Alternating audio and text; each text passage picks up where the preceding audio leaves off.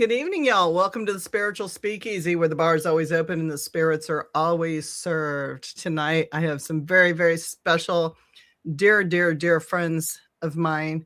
We work together in a community. I have Ambika and I have Vanna. You've met Vanna several times. Ambika's in the shadows. She's forward today. She's out in front. And we have a lot to talk about, and I'm going to try to maximize this screen. We've got more people coming on. Welcome, ladies. Thank you. Thank you. Hello, everyone. So we have this exciting project that several of our group members, I'm watching my words carefully, several of our group members are in charge of, and we all function as a team, and it's called ECA. And ECA stands for Empowered Cauldron Academy. Which is brilliant, but it's not just for witches. It's for everybody, right? Yes.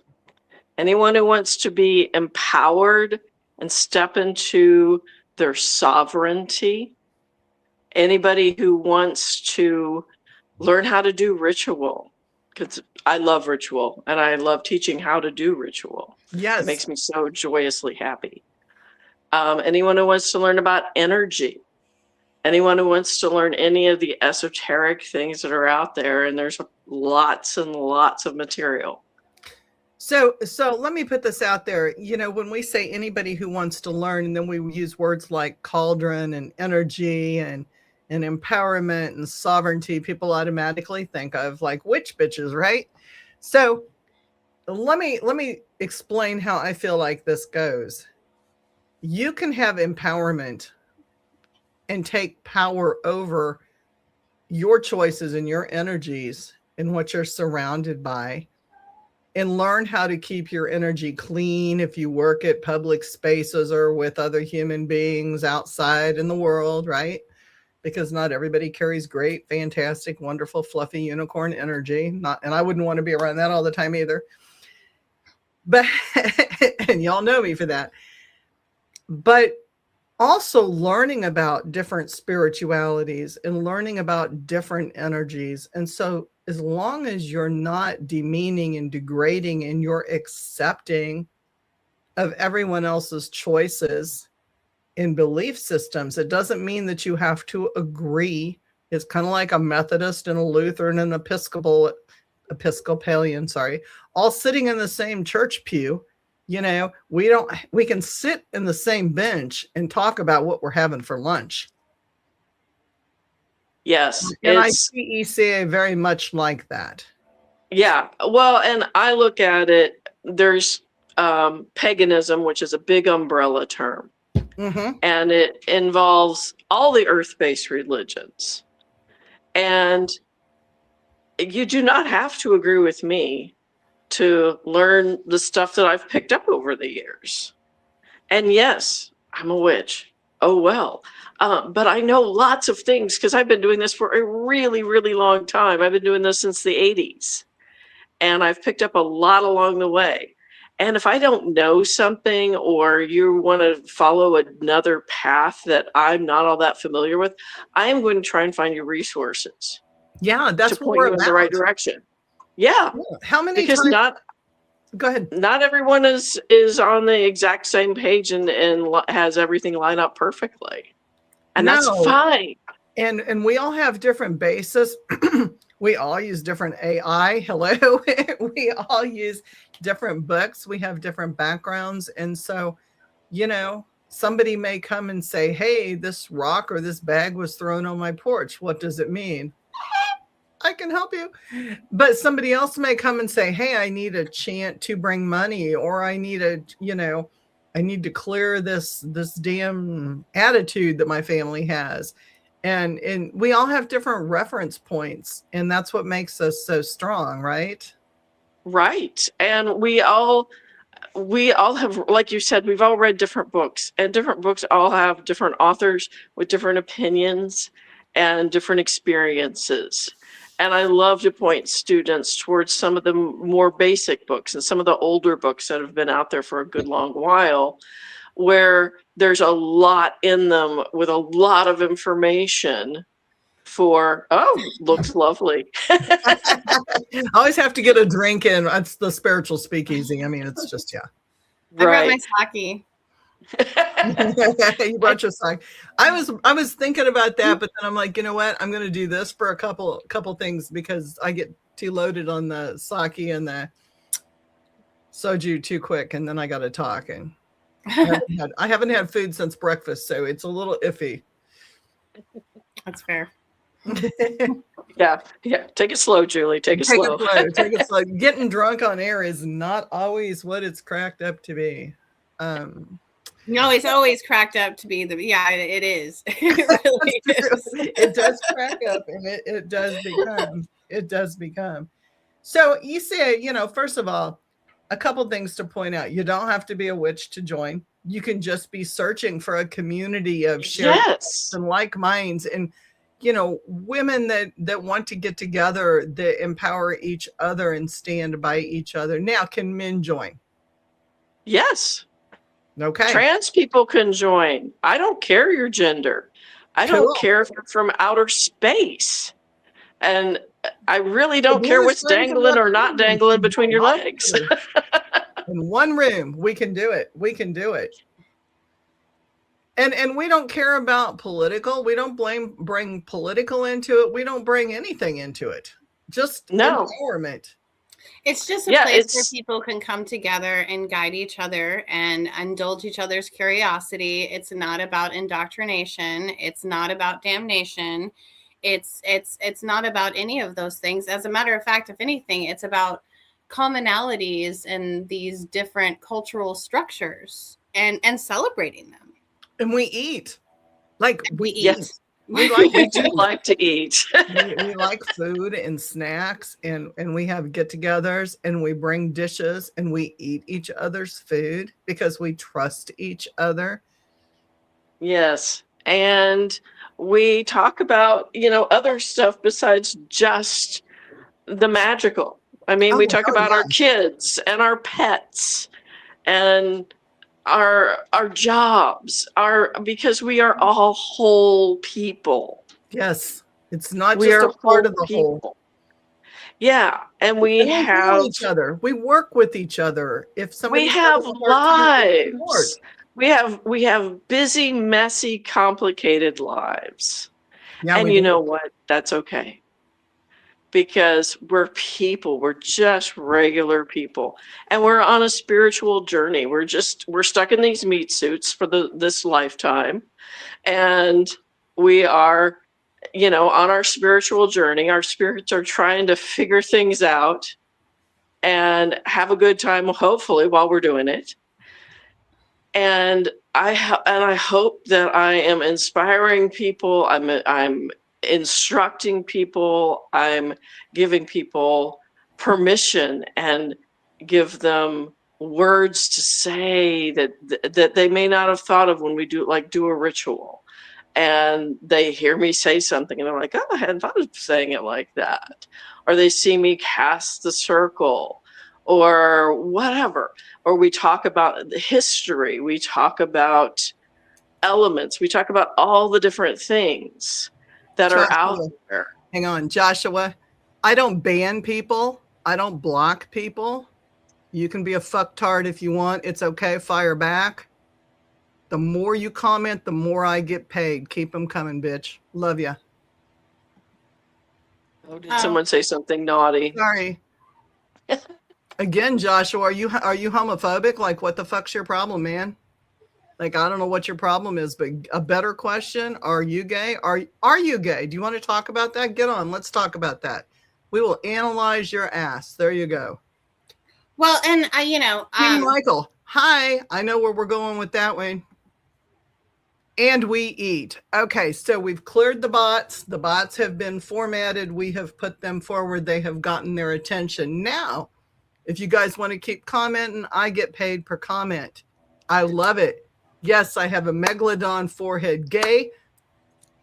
Smoke some fags. Have some fun. right? Like I can play with your words any way you want. Let's have some fun. These ladies, they're going to get paid for this shit too. So let's keep the nasty comments coming. I'm okay. Just wanted to give you some attention because that's what you're after. There you go. Sorry. Wow, that was fun.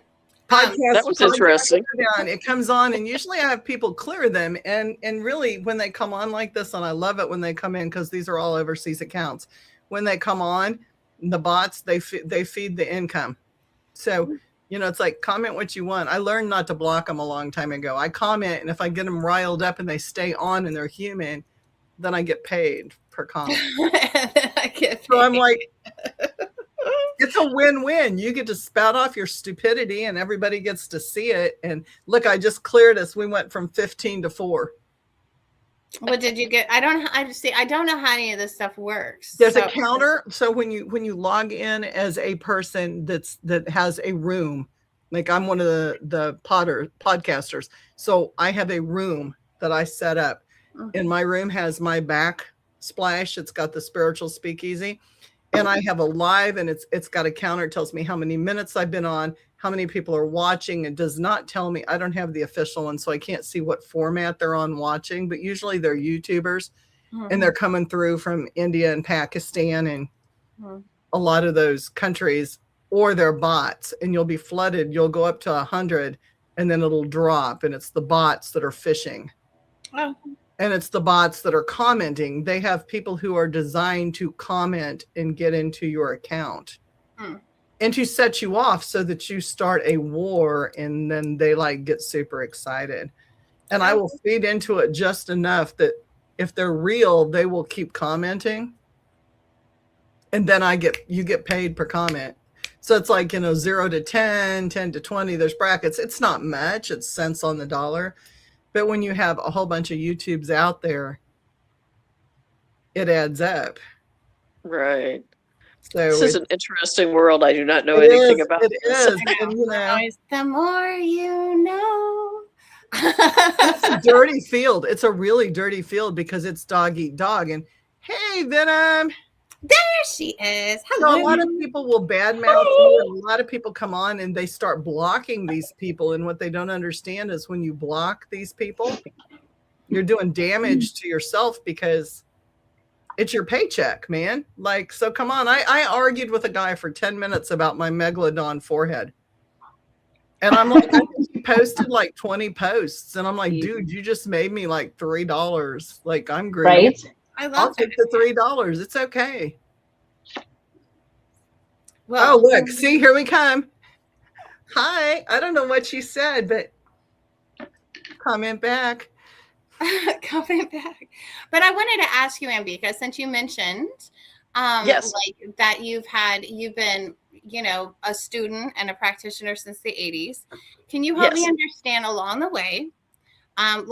Because you seem to be like, I was more of a solitary practitioner. I think I'm always going to be a little bit solitary. I got the hermit in my world, but can you please give me some examples of like what modern paganism represents as far as their ethics? Like what does that mean? Because when people hear witches, they're like, they're kind of witches, right? Oh, everyone goes into satanic panic and freaks Green out. Warts. Yes. I have no warts. I don't. I have bags. Same.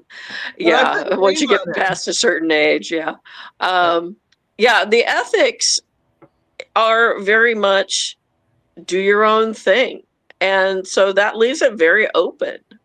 And you don't have to follow strict rules. This isn't Christianity. We don't have the 10 commandments. We have the one commandment if you choose to believe in it. And some people do, and some people don't. It's do what you will, and ye harm none. That's what some people believe. Other people throw it out with the dishwater. And that's okay, because usually most of them have far better morals and far better ethics than a lot of people who claim to be religious. And so I'll take my person one at a time and figure out who they are, what they're made of, what kind of a person they are, and what their ethics are. Because each person is different. Each person is unique. And each person has their own reason for the way they choose to live and the way they choose to practice their spirituality. Absolutely. Absolutely. You know, and it is a judgment call for each person, like whether you harm none or you harm someone. It's your call because it's on you. It's on you completely. Yay! Each person has to take responsibility for their actions. Yes. I mean, everyone takes responsibility for what they do. And you got to put on your big girl panties and accept that. You know? And some people can't deal with that. You know, they want to blame other people for all of the troubles. Oh, all the woe in their life. Blah, blah, blah. I'm on a bunch of different Facebook groups, you know. And like, you know, these different, you know, Midwest pagans or whatever. Oh my God. You know, and different pagans from all over the place. And there are a decent number of people who do not wish to take responsibility for their own actions. Oh, shit, yeah. Because they blame everything bad that happens on other people, and it's a curse. And I'm like, you know, I don't think anybody's bothering to curse you. I think you're kind of cursing yourself. We curse ourselves. We do. 9 times out of 10, we curse ourselves with our own boxes we put ourselves in, which reminds me, shout out to my friend who runs the Fuck Around and Find Out witch group. That is, if you're a part of that group, she is very serious. She and her husband about what they do. She is a hoodoo and solid witch practitioner. The shit she makes is real. I love her to pieces, and she will clearly clear her page routinely of people who can't step up or don't take responsibility for what they do and what they don't do. It's not for newbies. It is for people who are solid and know that their work is solid, and you know, or you fuck around and find out that it's solid or not solid. You do. I remember being an idiot when I was a newbie in the way back. I remember doing dumb things, dumb things. And but how did you learn? How many times did I like undo something with my own words or shit? Okay. My most recent story 3 years ago, 2.5, 3 years ago, Angie's going to correct me if I'm wrong here. I ran into a paranormal team that was some fucked up shit and coffin boxed them and unfucking did the coffin box because I second guessed myself. I mean, like, I am 63. Hey, Rebecca. Do you want on? Because use the link that's on in the other group, the 5 group. Trying not to use words here. The 5 group, use it, and then click on, and I can put you on screen. And you know, this is like a couple years ago, a year ago, 2 years ago, I took that box off my altar and fucking undid it. And then opened it, and she's going and undone a can of shit and had to put it back together. And I'm like, it was a weak moment. Like, seriously, it was a weak moment. Like, is this what I really need to be doing in this? Well, one of my really dumb things that I did a long time ago was a love spell on a very specific person versus a open general sort of thing when I was young and stupid, and the guy was a narcissist and was not a good choice. And I learned my lesson because we were together. Oh yes, we were. And it was a train wreck. You fucked around and found out. I fucked around and I found out. And so I learned my lesson. Never, ever would I do that again to myself. Yeah. Never. And so from that point onward, I let the goddess guide me in my romance. And she has way better taste in people and partners for me than I ever did. Sometimes we pick some bad ones. Okay. So again, poor Venom. She hasn't had a word in yet. We're going to let you talk. She's missed out on all the I'm okay.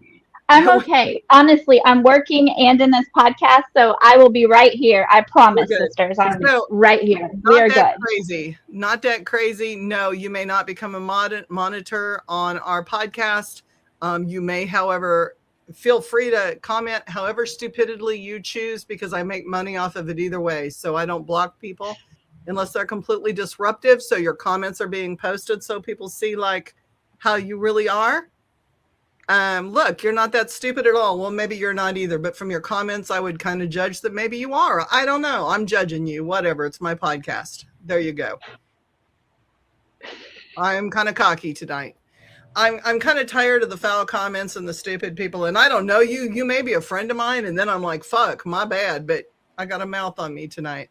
But you don't come on somebody's show without knowing somebody and ask to be a moderator and then make stupid comments. Aphrodite blessed me with Nicholas 18 years ago. Yes, Chelsea. Like my husband, I had a 20-year relationship from hell. 20 years from hell. And a few years without anybody. And I found him and I nabbed him up super fucking quick.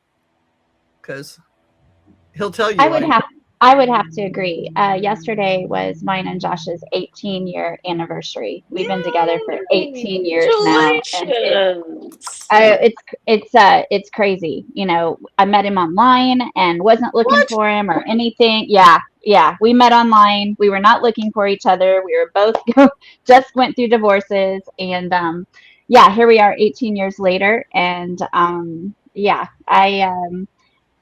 at that time, 18 years ago, I wasn't on my spiritual journey, but I knew that it was coming. And just because of how supportive, and I mean, he's my rock in all of this. He is, I mean, absolutely amazing. So I would say that the goddess blessed me with that one as well. I met mine at church. I know, right? Now, is that not like, for those of you guys that really know me and know what I have to say about that, I think that's just really funny. Like, it is very funny. Church musician. Hi, Patty. So love that. Oh, look, our girls are coming on. Yay! I love it. Somebody talk. So we've kind of explained what ECA is in general. You missed that part. Like we talked about. Have we? Okay. It's a community for everybody. It's a community that's open. It's more geared towards self-empowerment. Yes. It is self-empowerment. However we get there, we are supportive of each other. We hold space no matter what color your skin is, what faith you believe in, anything like that. We are a self-empowerment group, and we're non-judgmental with our ECA members and what it is that we're trying to do. Until you make us judge you. But at first, we're non-judgmental. We'll go there. But that's a conscious choice we make. Exactly. And, you know, we have such a beautiful, diverse group of women, you know, in our ECA group right now that are just, they're just amazing. They're family. They have found sisterhood in other members. They have found, you know, common interest, just life common interests. You know, they have found people that they can talk to, and it doesn't have to be any of us. You know, it's just bringing everybody together. And that's what ECA is, you know, ECA is truly about. And we do a lot of fun, cool things as well. I said we eat. I did mention we like food. That's how we got a comment. We do like food. We do like food. Which then brought in the whole gay comments. It's like a whole, like we had a whole strew of comments. And so like, I'm like, bring them on because we get paid. Like that's, you know. Exactly. Like, come on. But I would also like to add that, you know, ECA is also about, you know, finding out what works for you, and then also having people support you on that journey, even if it's not what you hear come out of our faces, because we don't sit there at any point in time and just be like, we're the only ones who have the answer. We're the only ones who know. And if you don't do it like this, then, well, it's going to blow up in your face. Like this isn't about power. It's not about control. It's not about shaping somebody's brain to believe one thing or another. It's about helping people find their voice. It's about, you know, providing safety for that. It's helping people discover their talents. It's just, you know, it's about discovery. and learning for the sake of learning. And it's a lot of fun because it's a safe environment to do that. And if somebody makes a mistake, everybody has fun with it. You know, it's we laugh. Yes, we laugh. It's not the end of the world. What? Yeah. Wait a minute. Y'all stop asking to have kids because past 40, which he is at risk, they can have autism, Down syndrome. Okay. You know what? Oh, wow. Like on the wrong page. You're on the wrong page. ECA, but if you want to join in, feel free to come on, because again, I just made money off your stupid comments, so keep bringing them in. I love my fans. I'm such a blonde. I'm like, I'm so like, what?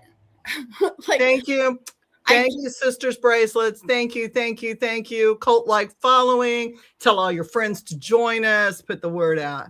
Hello, Nancy Noonan. Appreciate you, my friend. But yeah, I wanted to take what Vanna said, the word safety, because that is such. Hey, but you know, that is such an important aspect of the space that we provide, is a safe space, a space which for people which goes along with being non-judgmental. Right. And where people can ask questions. Yes.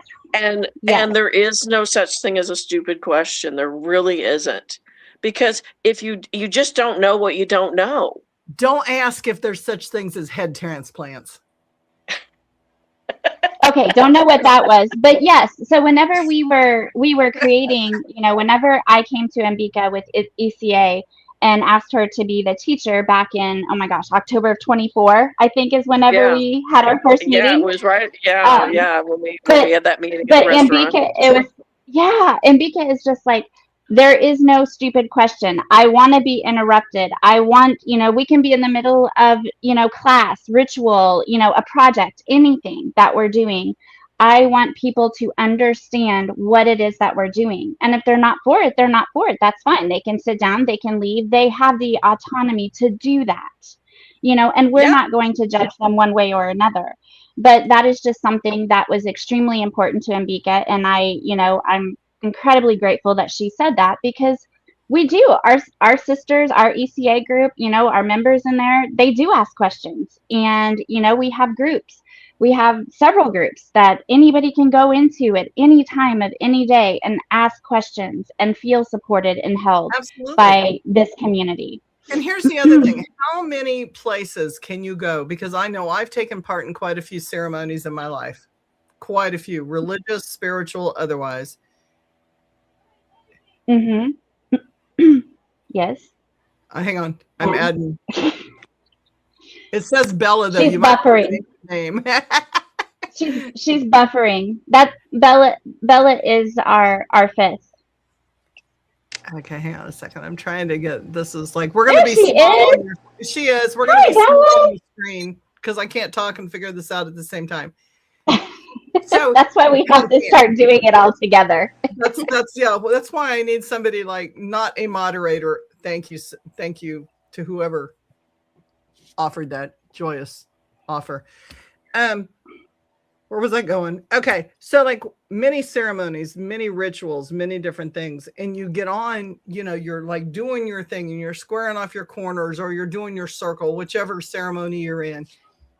And somebody has a question and you can't just hold your hand up in the middle of it and go, hey, why are we walking this way? Like you will be walked out of the fucking room. Yeah. You can't ask, why did you say that? Why did you do that? Why are we all doing this? I don't understand. Yeah. And in our place, when we do stuff like that, you can stop and go, hey, wait a minute. And everybody's going to stop and go, what? Yeah. Well, why did you? Yeah. And that's the goal. I mean, that is one of my goals. And that's also why I also try to have a ritual conspiracy before the ritual so that I tell people what to expect. So they have some sort of an idea, you know, they've got an outline in their head of what's going to happen. Note cards to follow. Yeah, the note cards are great, you know especially what it's like to walk in as a newbie And yeah, seriously, I walked in as a newbie because I'm a solitary practitioner as well. And I walked in as a like I do my circles different. I don't do craft circles. I do like voodoo that's steps. cool. Like there's like a whole different thing when I go into my altar room. I step to the left and to the right and to the left and to the right, and I honor corners in a different way because I have water and I have sacred things that I offer to everybody. Never called in the corners the way everybody else calls in. Like I know my corners, but I call them in a religious practice, not a spiritual practice. And even though I don't function as a voodoo person anymore, I still respect those law that are in my room, right? So I have to honor them as well as the practice of the corners. You gave me a note card, man, like saved my ass. I'm going south, shit, fire, orange, hot, red, which direction, and it said it all right there. Like I was comfortable just walking in and bam, it's there. Right. And I do that because people, the average person who walks into a ritual, unless they have many years of experience or they majored in theater, they don't know what to say. And now if they studied improv, the chances are good they can wing it. But if they didn't go through an improv class, they probably can't. Well, and stage fright is a real thing. It is. It absolutely is. And being judged by others, because that's just societal conditioning. That's what all of us have been exposed to our entire life. So it makes us, nervous or scared, of stepping out and stepping up. And the one thing I love about this is, everybody is held. Everybody is, when you ask a question, I mean, you can ask any one of our girls, and several of them are on here right now. Do we make you feel stupid when you ask a question, or do we hold you, and do we hold space for that? I mean, that is just, I love that about our group. No, we tell our stupid human stories. We share our stupid human stories because, like, have you ever had to take a shit in the middle of a ritual? like these things happen realistically. You create a circle and these things happen and people go, but you just created a circle. And what if I have to go to the bathroom? Well, then go. We got this. Don't fucking worry about it. We got this. I a long time ago, a friend of mine, we had a potluck and she got food poisoning and went into the ritual. Thank God we were outdoors. We were in a field. And she's vomiting in the south. Good place. And one of the other people in the ritual is holding back her hair. She's barfing in the south. I mean, stuff happens. It's not pretty. Always. No. Sometimes it is lovely and it's all the gold lame and crystal tiaras and it sparkles and unicorn farts. But a lot of times it's not. So one of my latter initiations, we were in a concrete room because obviously Haiti is not a safe place for white females to go to anymore. Or really anybody American, like they hate Americans, but white females especially. And so my ritual was held, in a basement in a concrete floor that had seeds and grain and mats. And we had a 5-gallon Lowe's bucket. That was our shitter in the corner of the room. And there was 5 of us bound with a shitter. And so, like rituals can get really hairy depending on what you're doing. And, I have to say, when there's things that come out that say we're doing things that we're not doing and we're doing things to other people, I'm really offended by that because until you've been bound at the ankles and bound at the wrists together and one person has to move as everyone and you have to go through different things. And that's all I can say. Like, that's even too much. When you have to go through certain things to make it through a process to better understand a spirituality, that's endurance. And I don't think like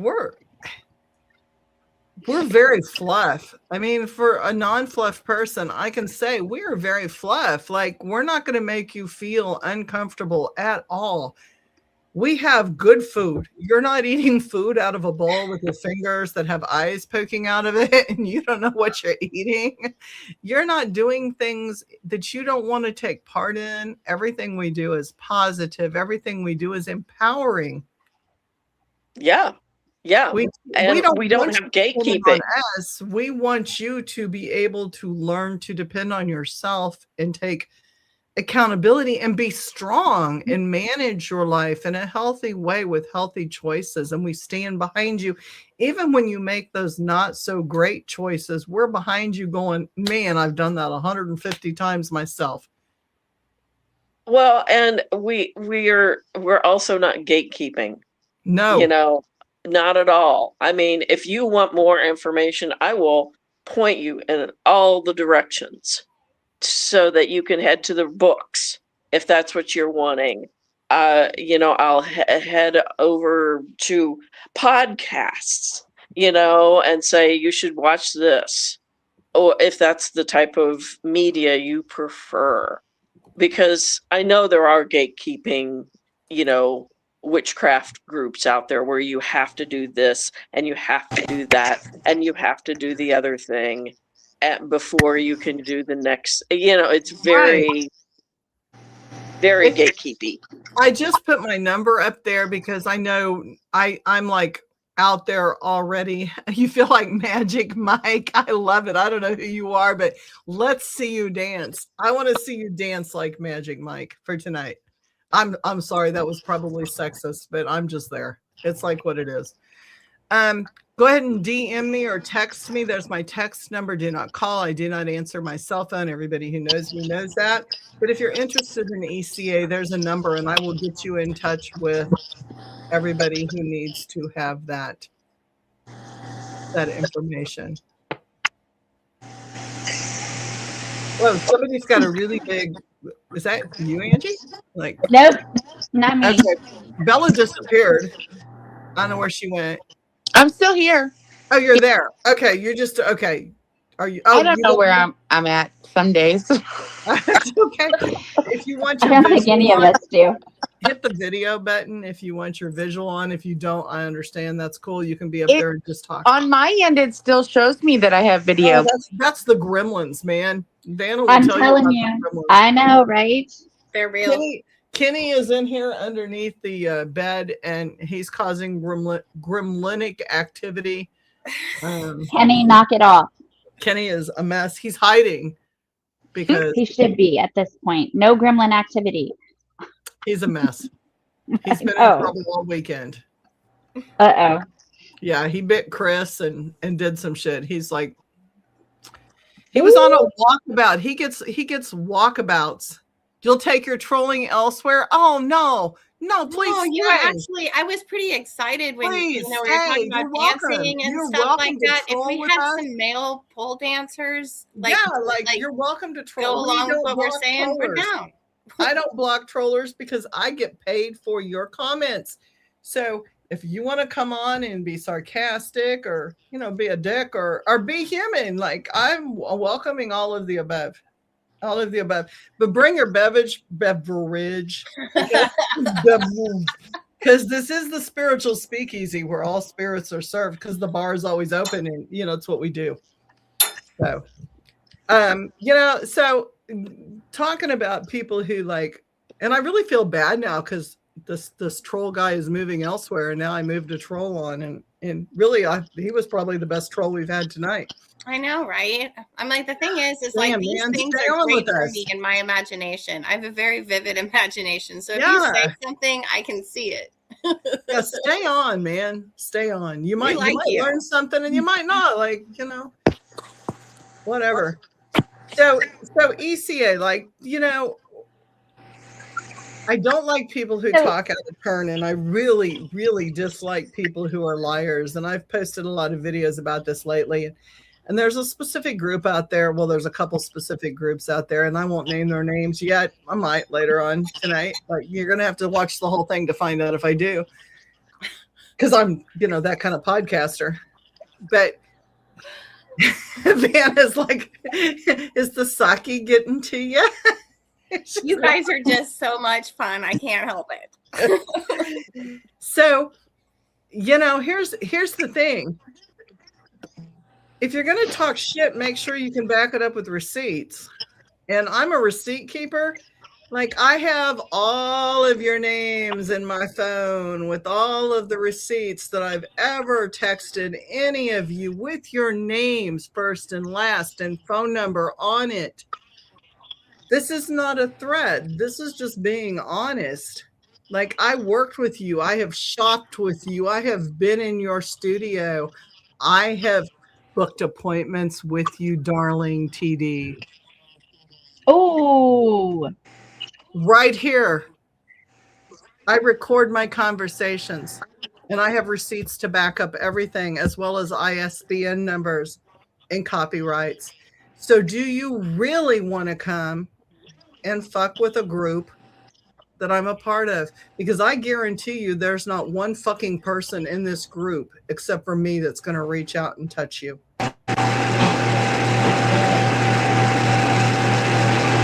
Interesting. You like that?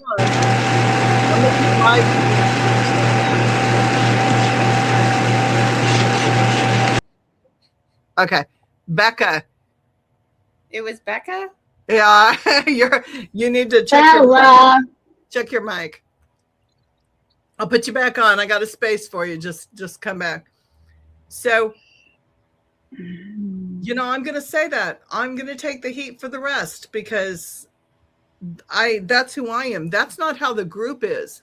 And I'm honest and open about who I am. I've been honest and open on my pod since day one about what I do and who I do it to. But that doesn't mean my fellow sisters and my fellow people do the same thing that I do. And you fuck with me and you fuck with my family and fuck around and find out. And I'm just going to go ahead and say that for me. You don't mess with my family. Sister, you know that I fully support you in whatever you do. And, almost 10 years being in this community, I have seen and observed and have been a survivor of so much in a community that is supposed to promote love and healing and support. And they would rather spread lies and misinformation and try to deter people that are just looking for a community like ours. So I won't go on here and make threats and I won't do things like that, but I am taking notes and I do have receipts as well.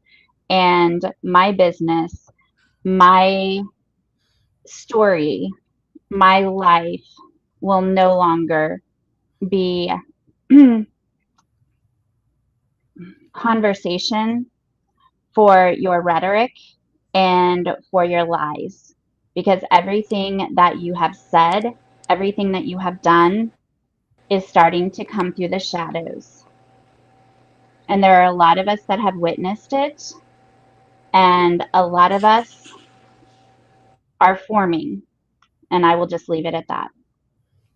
Absolutely. And I'm not making a threat. I don't threaten people. That's what I said. I'm not threatening anyone. I never threaten. I publicly post because I learned a long time ago that when you're working with shadow and you're working with dark shit, when you make things public, it has more authority. And so I will always give you a warning before I fucking work you. I'm polite like that. How many witches do you know that give people warnings before they are worked? Venom can back me up.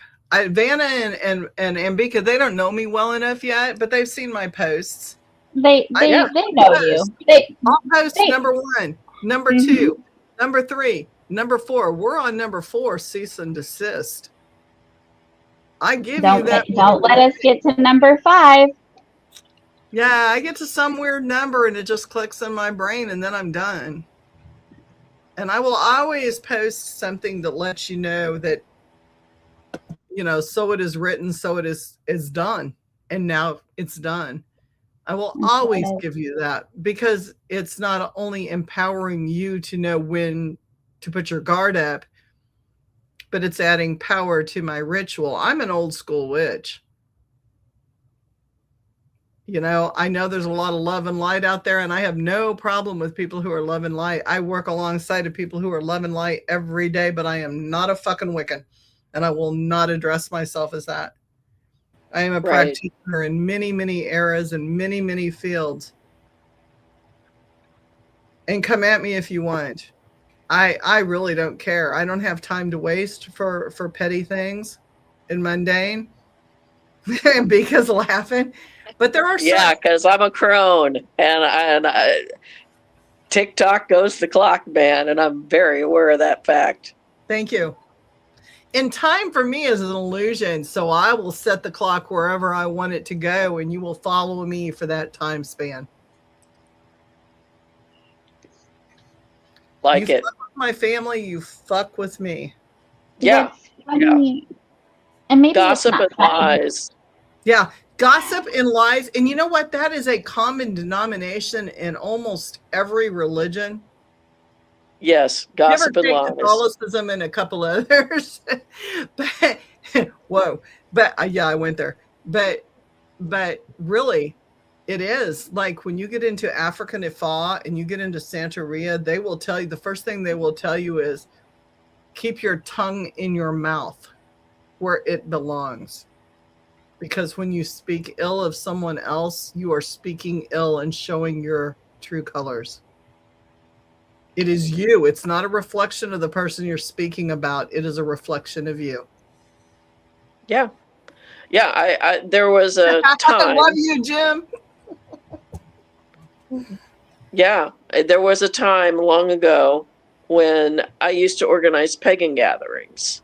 And we had one, and we had rules. We had to follow, we printed the rules on all of our stuff. The rules were made very crystal clear. And one of the rules, because the landowner was a recovering alcoholic, was that our particular gatherings at this location had to be dry. And it was a weekend, so you had to be dry for a weekend. So be it. Okay. And we had someone who was blatantly drinking and dropping beer bottles everywhere. And we had to ask this person to leave. And then that person started gossiping and lying about me and telling everyone all about me and how horrible I was. And not just because I had to be the bad guy and get this person out of there, but because they were just a terrible person. And and I would meet people, because I'd moved to St. Louis, and I would meet people, and they would say, that they,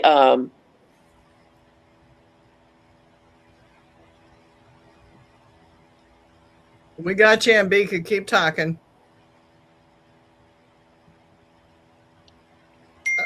Here we go. Okay. But yeah, there we go. Yeah, and these people lie. People and they gossip and they tell stories, and they're petty, small people, and it's sad, and it's pathetic. It's jealousy. It is jealousy. It is jealousy. You're right. Because people unfortunately the pagan community's got a lot of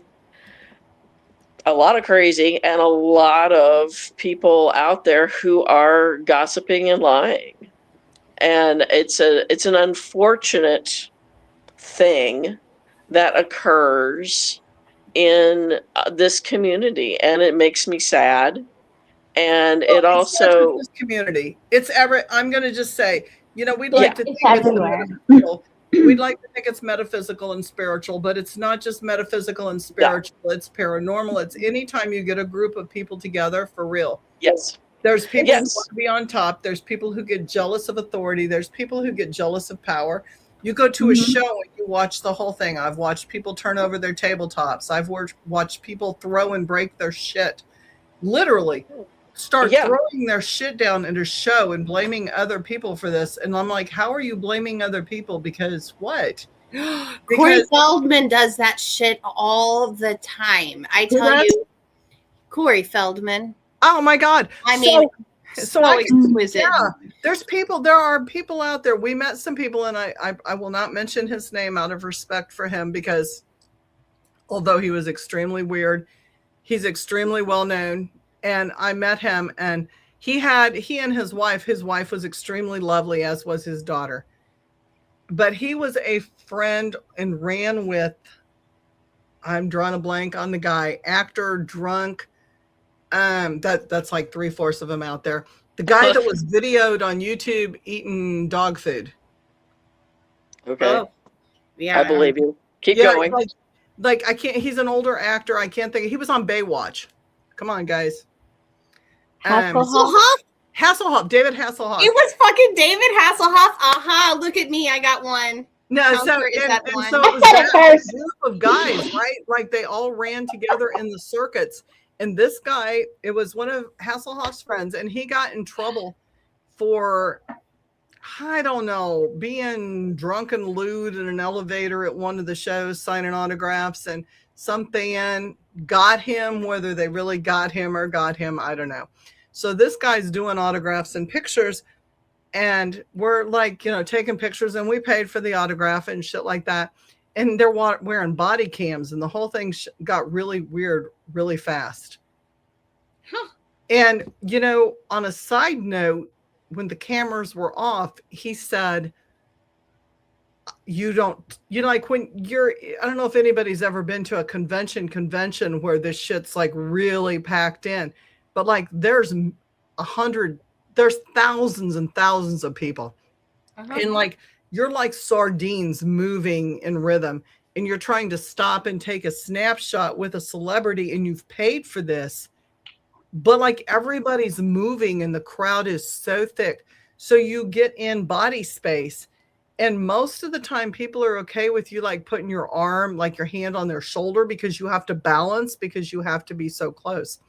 And I put my hand on his shoulder and got like completely smacked down, like you do not touch me, shame on you, with a body cam. And I'm like, I hear you. I hear what you're saying. His wife was very kind, stepped forward, and they explained what had happened. Like, this guy got like arrested, and it was like a whole big thing at a show because female fans had described this thing that may or may not have happened. And so lies and accusations are horrible if they're not real. Yeah, for sure. Make sure they're real. The whole point. People prejudge. I mean, I think back to the guy that we, let leave our festival early because he was drinking and he wasn't supposed to, and we made that very, very, very, very crystal clear.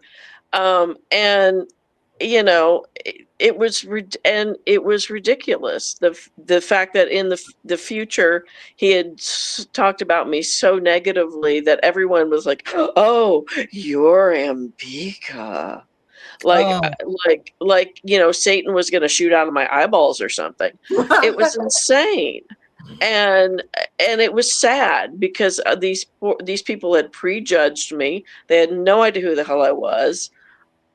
And they had completely made up their minds about me based off of complete and utter bullshit.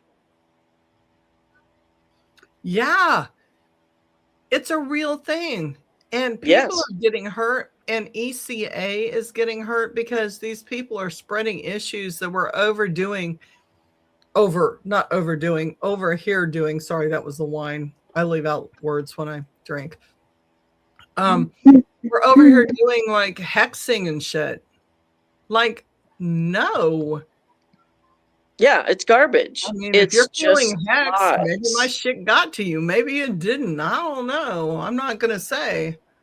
But it's lies. It was not ECA. I can promise you that. It's not ECA. Anna, go ahead. Well, I mean, it's just one of those situations where, as energy workers and people who realize how to observe and then also understand their impact on a situation, a circumstance, a person, you name it, you know, energy or relational or otherwise, like at some point there comes a certain amount of responsibility that goes with that. And I feel like Julie and I talk about reacting and responding all the freaking time. Like, I feel like it's almost like people, when they hear it, they might be like, oh, here comes the R's. But seriously, like we do. And it's just like, we're always advocating for level heads. We're always advocating for, you know, thinking of the greater and the highest good, not only just for, you know, yourself, but for the whole situation, because you're playing a game of chess and you're looking 7, 8, 12, 15 steps ahead. You're not looking at the immediate. You're not thinking selfishly, you know, like when you're doing something and you're utilizing your will, you have to think outside of yourself, and so you have to think about bigger things than just how it's going to impact you. Because Absolutely. if you're only thinking that, Yes. then, I mean, immediately you may feel like a rush of endorphins because you feel like you've done something for yourself. But at the same time, you'll find that that's usually when shit falls apart. Like, I got most of my morals and my ethics from places like Tales from the Dark Side, Tales from the Crypt. You know, I grew up on those like comic books. And what I learned is this is why you don't do this. Is usually the moral of the story. So it's like you have to be very careful when you're playing with a monkey's paw, for instance. Absolutely. Oh, Like, yeah. You really have to think about Consequences these for things. every action. Exactly. Yes. It's a scientific thing. And it's the law of correspondence, and Llewellyn to me is every bit as scientific as the next scientist. Like, there's a whole book on that, laws of correspondence. If you want to look them up, I can refer you to the ISBN number and the purchase price on Amazon.com. Yes, I have that book. You know, it's like, you know, so, and understand, we don't need people in a group to do the work that we choose to do if we choose to do it. I'm going to put that out there for me. I'm speaking for me, the podcast owner. If I want to work you, I'm going to work you. I'm not going to use people that are new coming in to do my dirty work. I don't have to have people doing my dirty work. No. I do my dirty work on my own, and I choose to work people other than people who want to get ahead by lying and gossiping. I work the big guns, and I make it very clear. I work pedophiles. That's who I work. That's my group. I've said that all along. I've been shut down on Facebook for weeks at a time for doing that. You know, that's the one group that I will work. The really horrible ones. Yeah, they're subhuman, and I don't care. Anybody can give me a message as to why we should save them, and it means nothing to me. That's a whole different discussion and a whole different topic. And I will stick up for myself, and I will defend myself religiously and spiritually and legally all the way through. So don't even. Yeah, that's a whole other show, I think, Julie. It's a whole different show. Yeah. So to take a group that's precious, because guess what? You have people that were brought into a sacred space that stole sacred rituals, that stole sacred stories, that are personal near-death experiences and copyrighted material that you don't know about yet. And you charged fees for it, and you're renting several rooms at new places that are getting ready to reopen in Columbia, Missouri. When you couldn't even afford to rent a room at someplace else. And we offered you grace, and we cleaned. I lovingly gave that room. So, Yeah, TD and lies. M, you're on my radar. TD and M, you're sitting on my altar. There's my public. There's my public. This is warning number 5. You've had 5 warnings. 5. My warnings, not this group. I do not represent when I speak what the rest of this group feels. I don't represent the owners of this podcast. I am simply stating my own personal opinion. There's my legal disclaimer. Yep. Got to do it. Got to do it. Now, didn't somebody in the chat say it went some sort of Q&A or some such? Yeah, that was Chelsea, and she just asked. So, and I just put in what yes. And then I have Claude's version of that response because I'm now operating with Claude, who's actually cheaper than Chat GPT. And I liked my Chat GPT, but Claude, I'm really liking Claude. Vision. So like the falcon in general symbolism, vision. They can see from heights others can't reach, clarity, perspective, seeing in the full picture. Speed and precision. Strike fast, strike clean, no wasted motion. Focus, I was summarizing. Single-minded pursuit of target. Victory, the hunt that succeeds, the kill that's clean. I like that. Ooh, sorry. Spiritual messengers between the earth and the sky, like the crow, the human and the divine. Freedom, unbound, untamed, sovereign in flight. Solar, associated with the sun. Fire, masculine, divine power. In many traditions. It also is reflective in Egyptian as Horus, the sky god, the king, the god kingship, war, and protection. Native American messenger and hunter. Falcons and hawks often grouped together are messengers from the spirit world. They're visionaries, warriors. It means a message is coming in. You've been asked to see from a higher perspective. Celtic, it's a soul guide with the other world. Modern witchcraft and spiritual. Falcons show up when you need clarity, time to strike. You are being watched. Victory is near, and you need to rise above. And then I can't give you the rest because then it knows my personality, and it gave me a whole thing of what if it came to me, what it would mean. Well, and when I think about it, I mean, it's an air. I mean, you think about a falcon, it's air. And air is all about, thought, ideas, communication. And when I think of a falcon, I think of rapid kind of communication could be heading your way. Big, powerful, and rapid. Exactly. Big fucking jaws. Like big. I love falcons. They're actually like my spirit animals. I absolutely adore them, and I see them often, and I feel ever so grateful that I do. And they bring vision. They bring a lot of vision. They bring perspective on matters that you wouldn't normally see from your perspective, right? So they bring height where there wasn't before. Right. I mean, it gives you that view from the really way up there sort of, perspective. Bird's eye. Overview. Yeah. Bird's eye. Bird's eye. You all saw the video I sent you earlier from yesterday. That the snow magically disappeared on.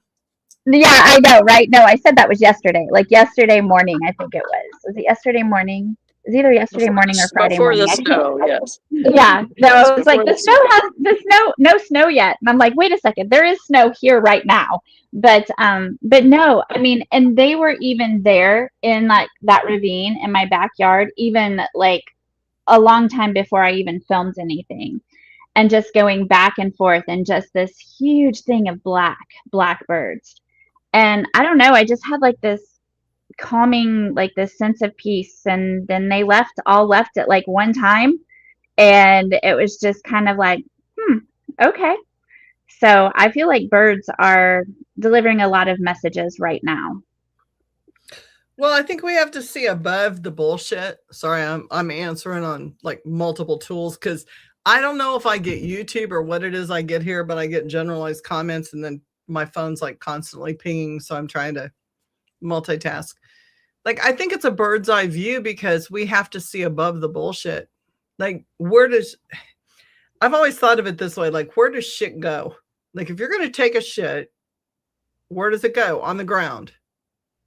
So it goes at surface level. Like, you look down. You have to look down because nobody, like maybe a bird that drops, but the rest of it, maybe squirrels too in a tree. But most of us don't shit from above. We shit and it goes down, right? So shit hits the earth and you have to see above the shit. So when you need to see above the bullshit, and this is very like basic level, like I'm clearing all the levels with this. You can't get more fundamental. You're up above in a bird's eye view, seeing above all the bullshit. Like birds fly over and they see us as like little things. Like we're like this big, like some of them walking the ground, right? We are nothing. We are the bugs in the locker in the airport and Men in Black, literally.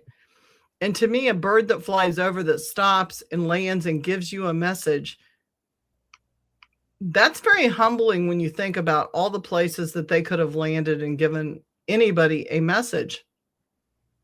Yeah. My spirit animal's a cardinal.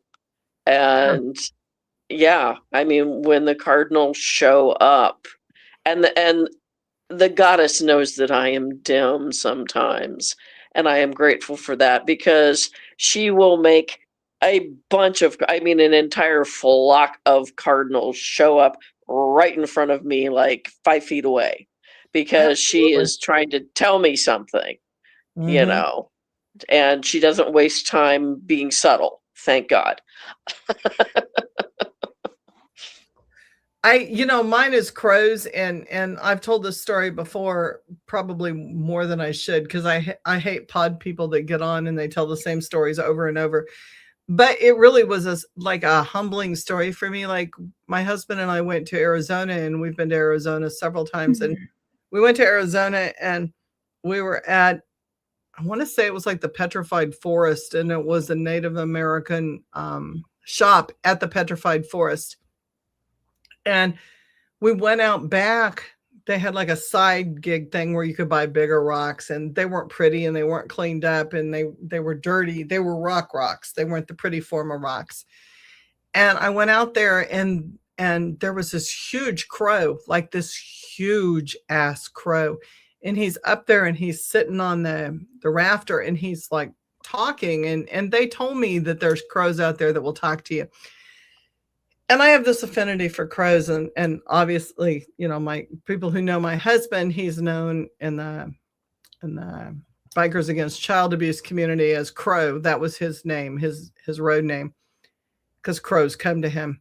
And so, like, we're standing there, and this crow comes down, and he's calling, and he's talking to me, and he's like, and then he lands, like he brings this little twig thing, and he sits on this one particular rock, which was petrified wood out of all the rocks that were out there. And he sits and he starts packing it in a hole, and he starts carrying on this conversation with me. And of course I'm game. Like, I don't give a fuck who's watching me. I like kind of move closer, and I've got my camera on and I'm talking to him, and I've got the whole video of me carrying on this conversation with this crow. And then he brings dirt, and then he brings bugs, and then he brings something else, and he keeps packing it in this rock. The crow was a really good salesman because I ended up buying that rock. Because he packed it full of stuff with love, right? But they talk to you. They do. There's certain things that show up where we are, and they give us messages. Hello, Kelly from Scotland. Hey, it's morning there, correct? This would be morning.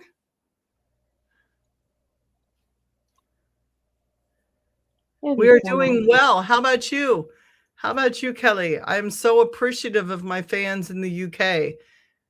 Bless you all. Thank you so much for showing up. I know it's like got to be early morning because I have someone else from the UK, and it's always like 5 o'clock, 4 o'clock in the morning.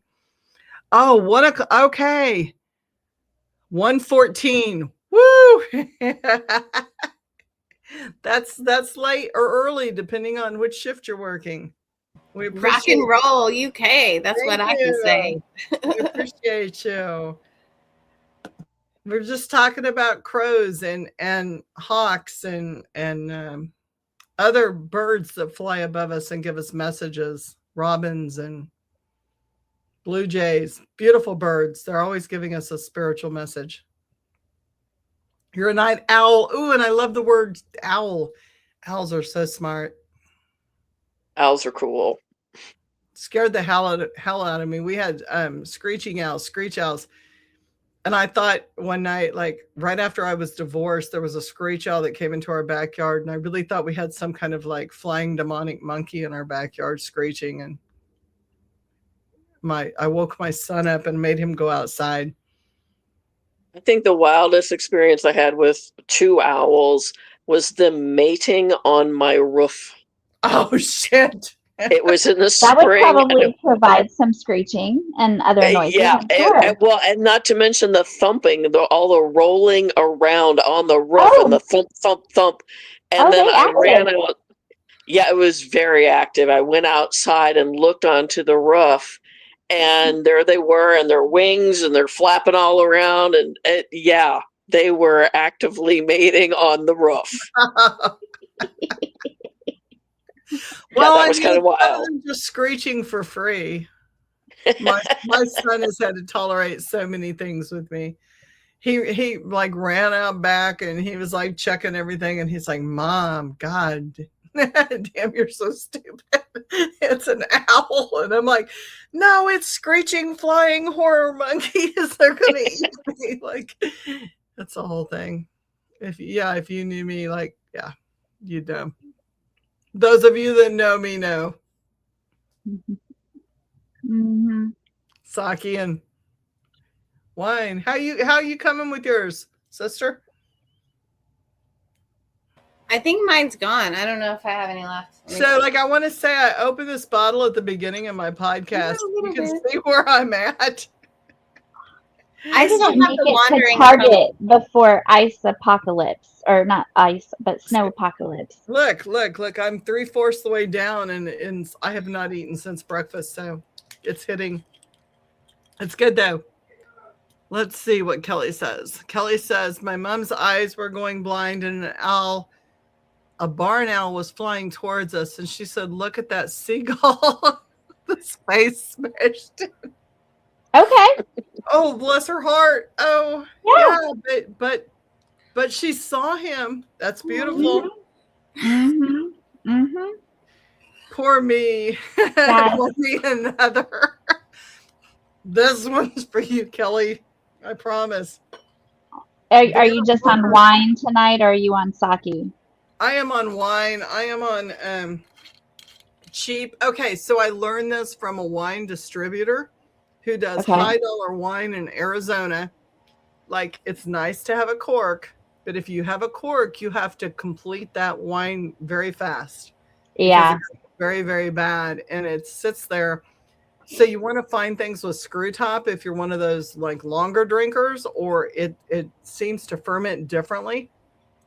And you don't want to do huge batch wines because of the nitrites and nitrates.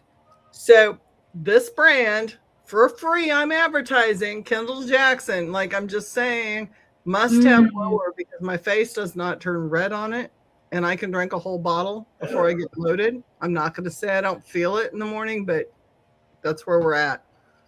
And it has a screw top. So if you decide not to drink it all, which never happens in my house, we're good. Right.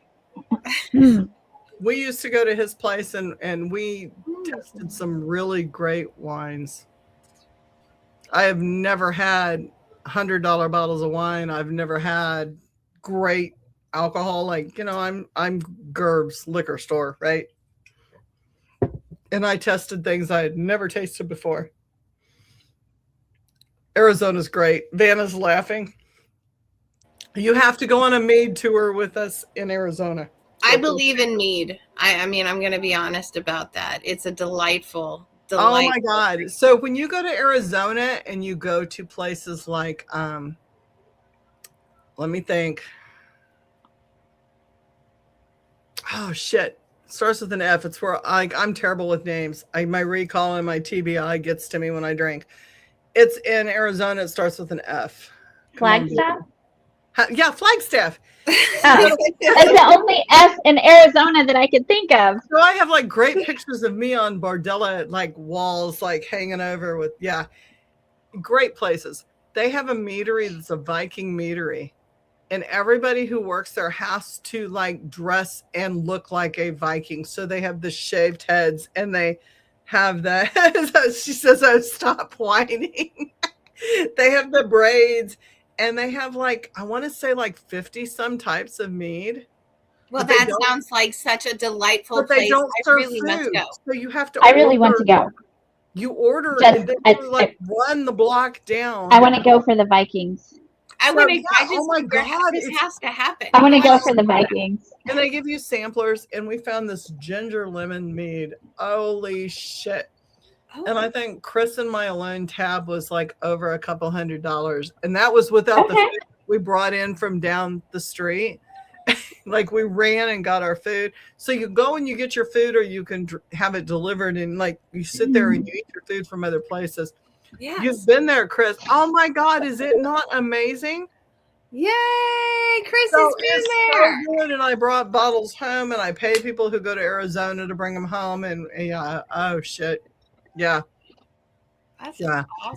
And then we drove down the mountain because we were staying in Sedona. Oh, of course, that's a fun trek. Everybody was loaded down the mountain. We were fucking loaded. It was Halloween. Halloween night in Arizona, and I'm signing autographs. This is a horrible story. So, you know the song. Let me think. I just drew a blank. Shit, been drinking. This is why you don't. But I'm not going to sing on air, Van. She's got the top hat, and she's got what's going on. What's going on? Yeah. Okay. So the lead singer from that band. I feel like I'm in a game show, and I feel like I'm winning. You are winning. You are, Vanna. You are. At that time, I had piercings. Like I had a lot of piercings. Like people haven't seen me with my piercings. And I had my nose pierced, and I had a top hat, and I had all this shit, right? And I'm sitting back drinking, and this drunk chick comes up, and she goes, oh my God, you're the chick from that band. Can we say that name, or we can say names? It's Four Non-Blondes. Four Non-Blondes. And I'm like loaded, and Chris is like, that's really funny. And I'm like, whatever. So I'm taking pictures with people, and I am not in the band Four Non-Blondes. But it's Halloween, and I'm fucking loaded, and I'm taking pictures with people. Yeah. It was a fun night. It was a great night. Oh my. That's awesome. Like fun. I love fun times. I'm always gonna sign up for that. Always. And then the people I was staying at, here's a fuck around and find out lesson, right? That's right, Chrissy. Four Non-Blondes. And Angie will tell you a backstory to this, but she won't, because she'll keep it quiet.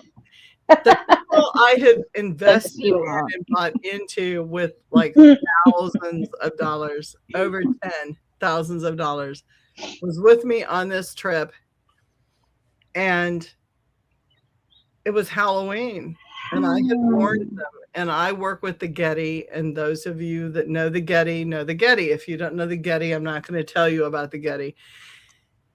And you just pulled a J-Lo. If you know, you know. If you know, you know.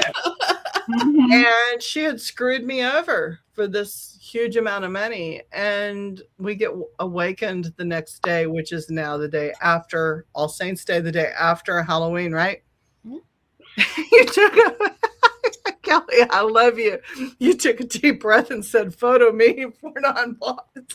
I did, and I signed some autographs too, for real. But she woke up and she says, these little gremlin things like came and got me and drugged me out of the house and chewed on my ankles and bit me and took bites out of me. And she said, so I finally went and got into my candy stash and poured a bowl and lit a candle and everything went away. I just have to say that was kind of funny. Gremlins, though. Oh my goodness. Those of you guys that get it, get it. Those of you guys that don't. But, but yeah. Be careful who you fuck with is the warning of this. Because it was really funny and it was in Arizona and it was great. It was beautiful. Arizona will eat you alive if you are not part of that energy. I mean, it can be an intense place for sure. That ain't a lie. And gorgeous is on top of that. Just so like breathtaking. It's gorgeous. It is beautiful. And clarity, right, Angie? Yes, absolutely. Where things are sorted out and you're shown truths. Mm-hmm. Let's see, that happened to me in Sedona, but that is for another time. Yeah, but I brought that up because of that. Like, it's another. I know. It's another. Yep, it's a good segue. People do not understand the law of correspondence, and there are no threads energetically that do not go connected and entwined. Okay, so let's have a teaching moment again, because what's the favorite song? The more you know. Okay, so what is the I'm not doing that. Oh my gosh. I am not doing that. I school. Oh my gosh. Still on, like, no, I was a cheerleader and I'm kidding. Okay. No, but like when you come home and you like watch like the afternoon stuff, remember they would be like given PSAs in the 80s and they'd be like, you know, they'd tell you something like, turn off the lights so you don't run up the electricity bill. And then somebody would go, the more you know. I know what you're referring to, but I didn't watch it. I had like softball practice and stuff like that. I knew it. I was an athlete. I was an athlete. So yeah, I didn't watch. Was that on PBS or something? I think it was on all channels. That like it probably was. So the TV tried to do it. Bless its I know, right? It didn't succeed on national TV. No. Oh my goodness, I love Chelsea's comment. That's hilarious. I definitely don't drink, but yes, I do the other, but I'm not there right now. I'm not either. I don't do that. I'm allergic. Well, but no, like back to the point. What's the law of correspondence? The law of correspondence is the string effect, man. It's like, you know, like the rubber band effect or the string effect, where everything in this fucking earth is connected. Yes, everything is. I'm dying, sorry. Damn it, trying to call me out on TV and stuff. Switchblade practice.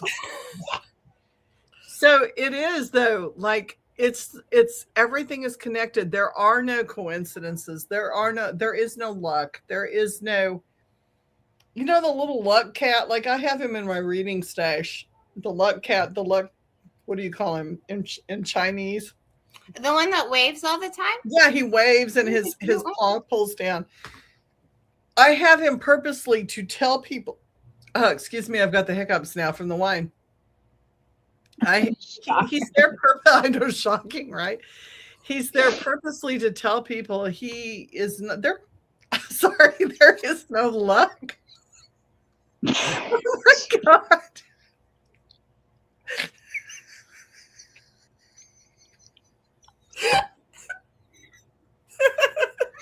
I feel sorry for anybody who just logged on right now because all they're doing is laughing at themselves because they's a little tipsy. That's why they's laughing at themselves, which is hilarious. What do you mean? I'm laughing at Julie.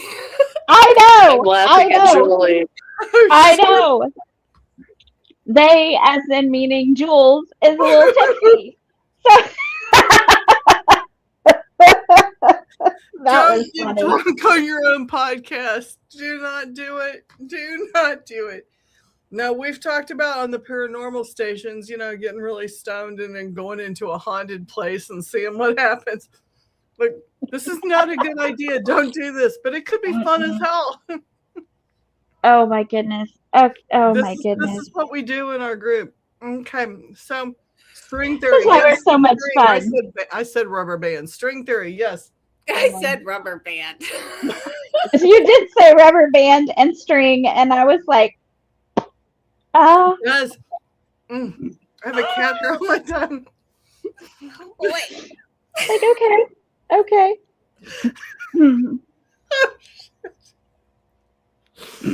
Oh God. Sometimes the laws get a little mixed up, but we're all going in the same direction. Oh God. How do you come back from this on You a want to podcast? try it again? I don't know. I don't know how you come back from this. It's we have several segues that we can continue. I think we have about I don't know, about 8 or 10 topics that we have like set out for the next few months for sure. Lord. Okay. Breathe. That just happened. That. It did just happen. See how peaceful we are. I mean, for like real. We're not peaceful. We're bloody adorable, is what it is. We are Oh my gosh. adorable. I love the bloody adorable. Bloody adorable. Fucking awesome. I think we And we lost a drink few tea. viewers on that one. It's okay. Okay, It's so this okay. is the Spiritual Speakeasy where all spirits are served. The bar is always open. All spirits are served. And that was slightly slurred. And we are drinking Kindle. So I don't know what Kindle brings into it. I can tell you what gin and vodka bring into it. Not good spirits. But I can tell you that Kindle is fun. There you go. I don't know what else to say. I don't know where we were going. We were talking about the law of correspondence, and then That's where we were going. out that we are talking about string theory And rubber band. and then rubber So there are bands. no coincidences. There are not. So when you meet somebody like, okay, so when I was initiated into voodoo, you're talking about the crossroads in Papa Legba. And you can do your research. I don't always educate on this podcast, obviously, because in a drunken state as the bartender, that's not always appropriate. But Papa Legba is the crossroads guardian. And we had gone through some heavy shit, and there was some shit going on in the group, and there was some shit going on in the shop. And there's always drama when you work with spirits, right? There's always some kind of drama, and somebody's always impaired in some kind of way, whether it's human attachments or addiction attachments or alcohol or whatever you want to call in. There's always that trauma bond that brings things in.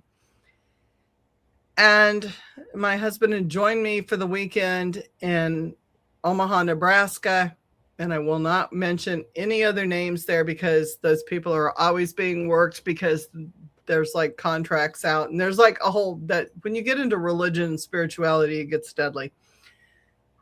Long story short, I go into Voodoo Tacos.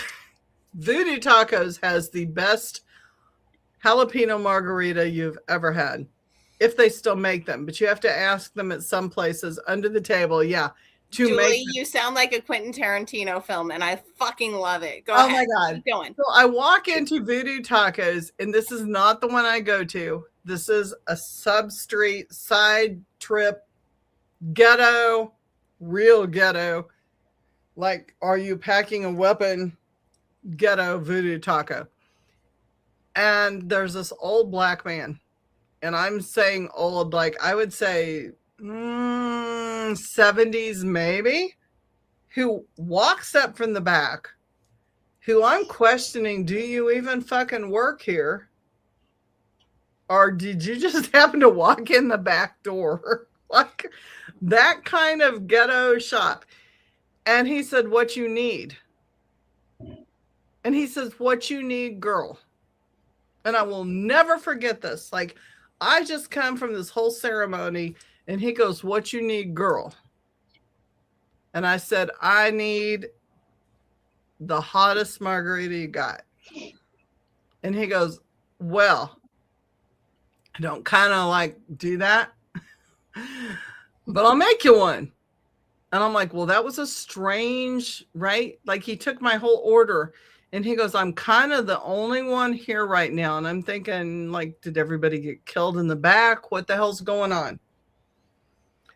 And he proceeds to like, he brings to the table, he takes our order, he brings to and I pay for it. And he brings to me this drink, and he goes, "I'm just getting started."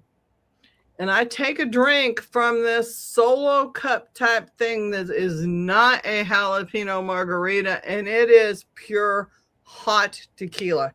We're talking a solo cup full of pure jalapeno hot tequila. Nope. And I look at him and I take a drink, and I look at Chris and I go, "Taste this, baby." And he goes, "That's pure tequila." And I go up to the guy and I said, "I love you, but this is like pure tequila." And he goes, "You're going to need that for later." Right on. Well, I said, "Thank you." And he goes, "I'll bring you the mix in a minute." That was Papa Legba. Spirits show up in weird form. I want you to know that I took that glass of tequila, had him put a lid on it, and I took it to the rest of the weekend. Yep. And I drank off that shit while everything was going on. wow. Which is when everything went bad, went south, got crazy. And I was covered through the whole thing. And by the time we left, he was not there. There were other people working, and like, he was gone. Huh. Where did he come from? Where did he go? Again, another great segue into a future podcast about how our spirit guides and different deities that we work with show up in interesting ways. They do. And I want you to know, I've held on to that story for years because that's what I needed. And I'm not a tequila drinker, because I'm like, 1 tequila, 2, 3, and I'm on the floor, like, Yeah. the floor. I'm not a good tequila drinker. We killed that whole thing. Like, over the course of a day and a half, Chris and I killed that. There was a reason we killed that, and didn't have any consequences from killing that, and was able to make it through all the consequences for the weekend and everything else. And like, he shows up in weird ass places, grocery stores, walking down the street, begging on the corner, and you always see him and you're like, "Oh shit, that's my man. Let me give you a 20. Let me spot you 100."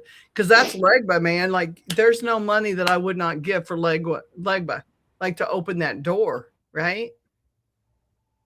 Yeah. You have to see and know.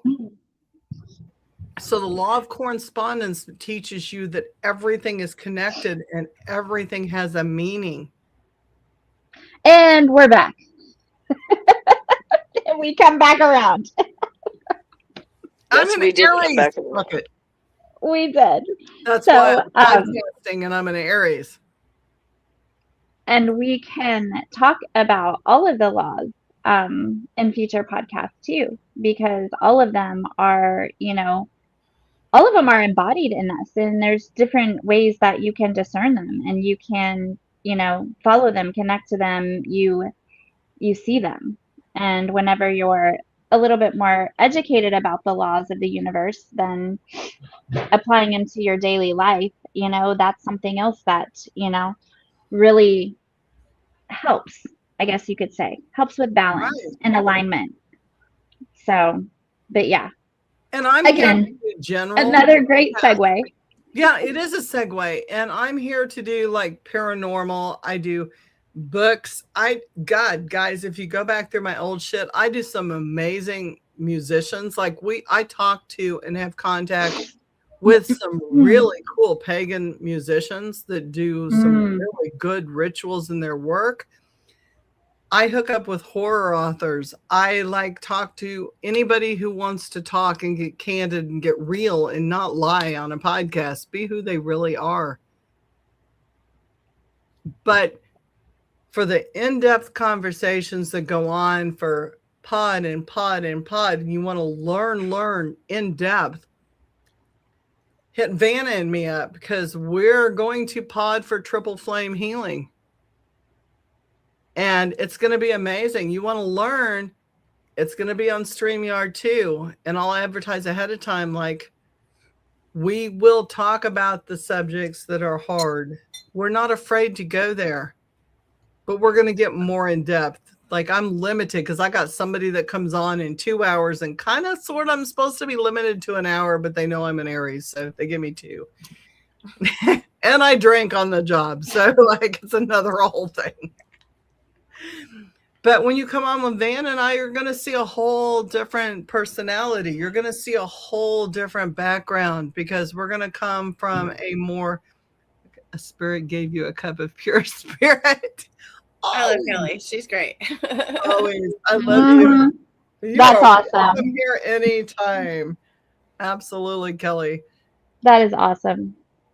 Join us in this, because it's going to be a trip. It's going to be a ride. We go down the rabbit hole. Down. She'll be our first international member. Absolutely. Absolutely. We are the white rabbit that you are chasing. Yes, soon enough we'll have stuff online. It'll happen. No matter of which pill you want to take. Yeah, but I mean, I think also it's important to like to also identify that, like, you know, awareness. It really boils down. I'm always going to promote awareness, and that takes a lot of time and bravery, really, to even to be able to sit with yourself, to be able to go, hey, what are my motivations? What am I trying to get out of this? Like, you know, I say know yourself before you go out and you try to manipulate anybody else's world. And I don't believe in manipulating other people's world. Like, I think it's important to be authentic and to communicate where you're standing. It's not always wise to show all your cards at a game. Like, if you're playing poker, for instance, maybe don't do that. But like, when it comes to like your intentions, like, you know, really walk the walk, live what you say, and, you know, say what you mean and do what you say. Right. And, yeah, you know, definitely. And part of that, for me, is the law of correspondence. It's like, you know, if I did do, for instance, a ritual, or if I made a prayer, or however you want to classify this, this request, right?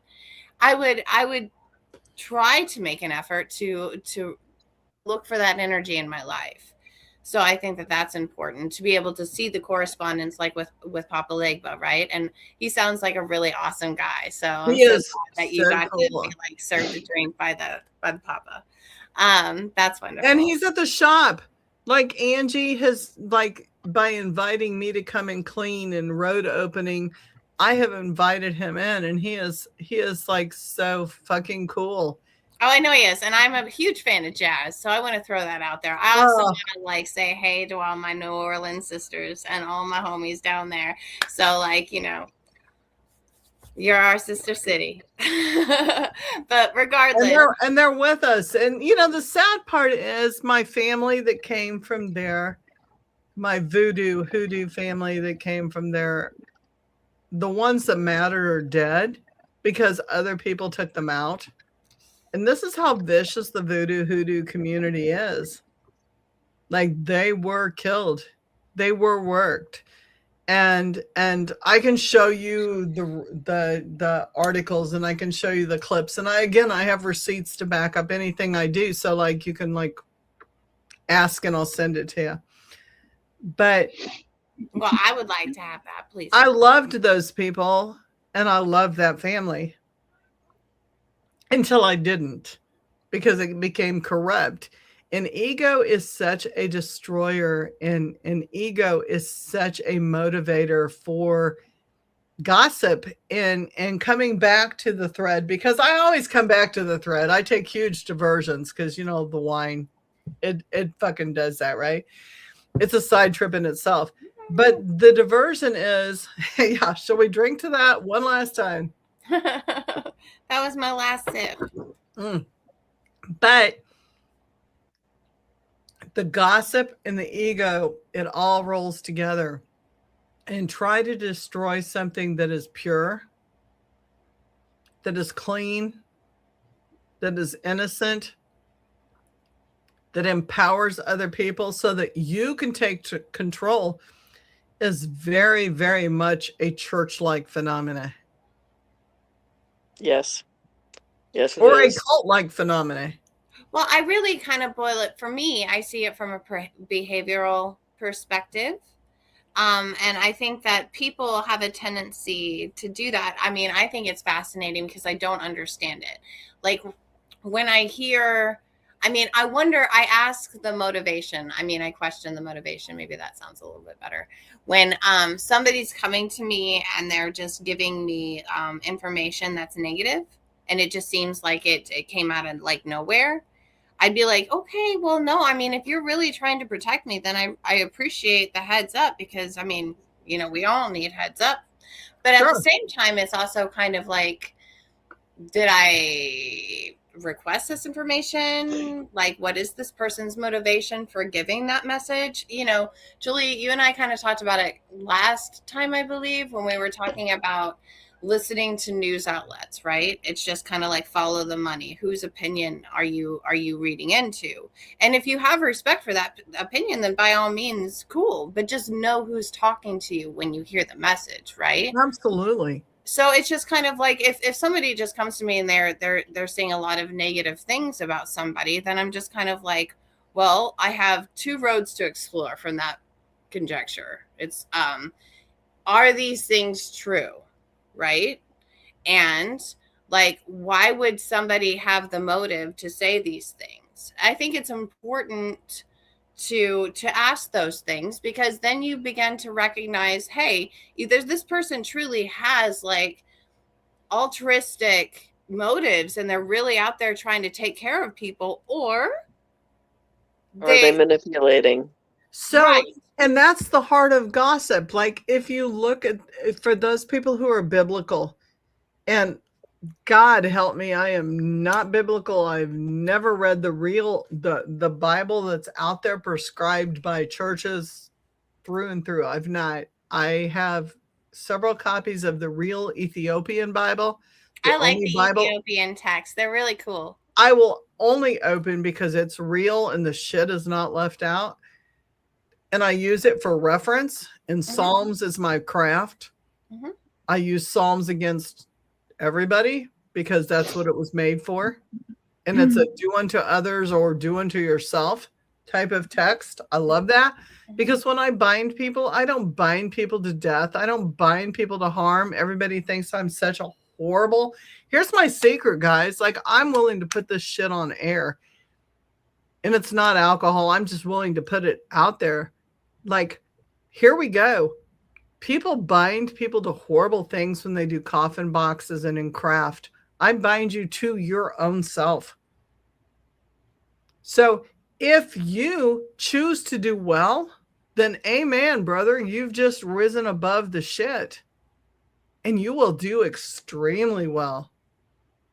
And if you choose to do really bad, then you've just been bound by that badness and those vices. And that's how I choose to bind, where you have the freedom of choice at any time to make the decision as to which road you follow. And I make sure I do it that way, because the choice is always yours. It's not up to me. Even when I do something horrible to you, it's not up to me. It is up to you to make that choice. And whichever choice you take, court isn't here to say you can bind me anytime. I love that. Like, no. I work people against their own vices. So if you don't have vices, I can't fucking work you. And if you choose to take the high road, then you have all of the abundance and all of the blessings that are out there. You choose to make it go whichever way you choose to make it go, not me. And that's how I get by at 63, not looking like a Shrek with warts and green and shriveled. For real.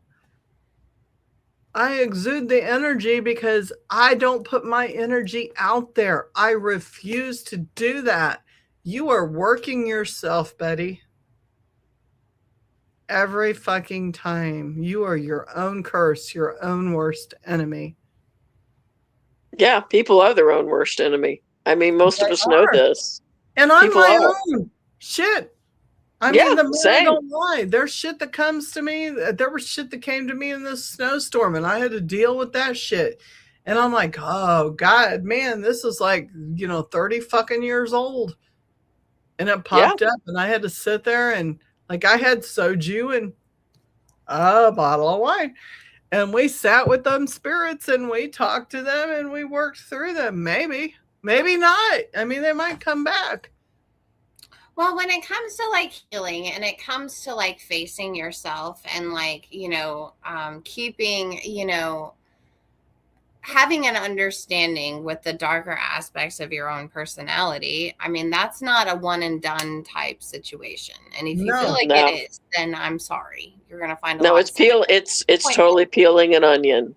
You go through a layer, and you got another layer, and then another layer. It's part of us like unfolding and becoming a collective human being, a cohesive human being. Cohesive. It takes a lot of work. And I mean, sometimes it's not always a lot of work. Just it's a lot like breathing. Sometimes it's really easy and it comes and it goes and it unlocks energy and you feel invigorated by it.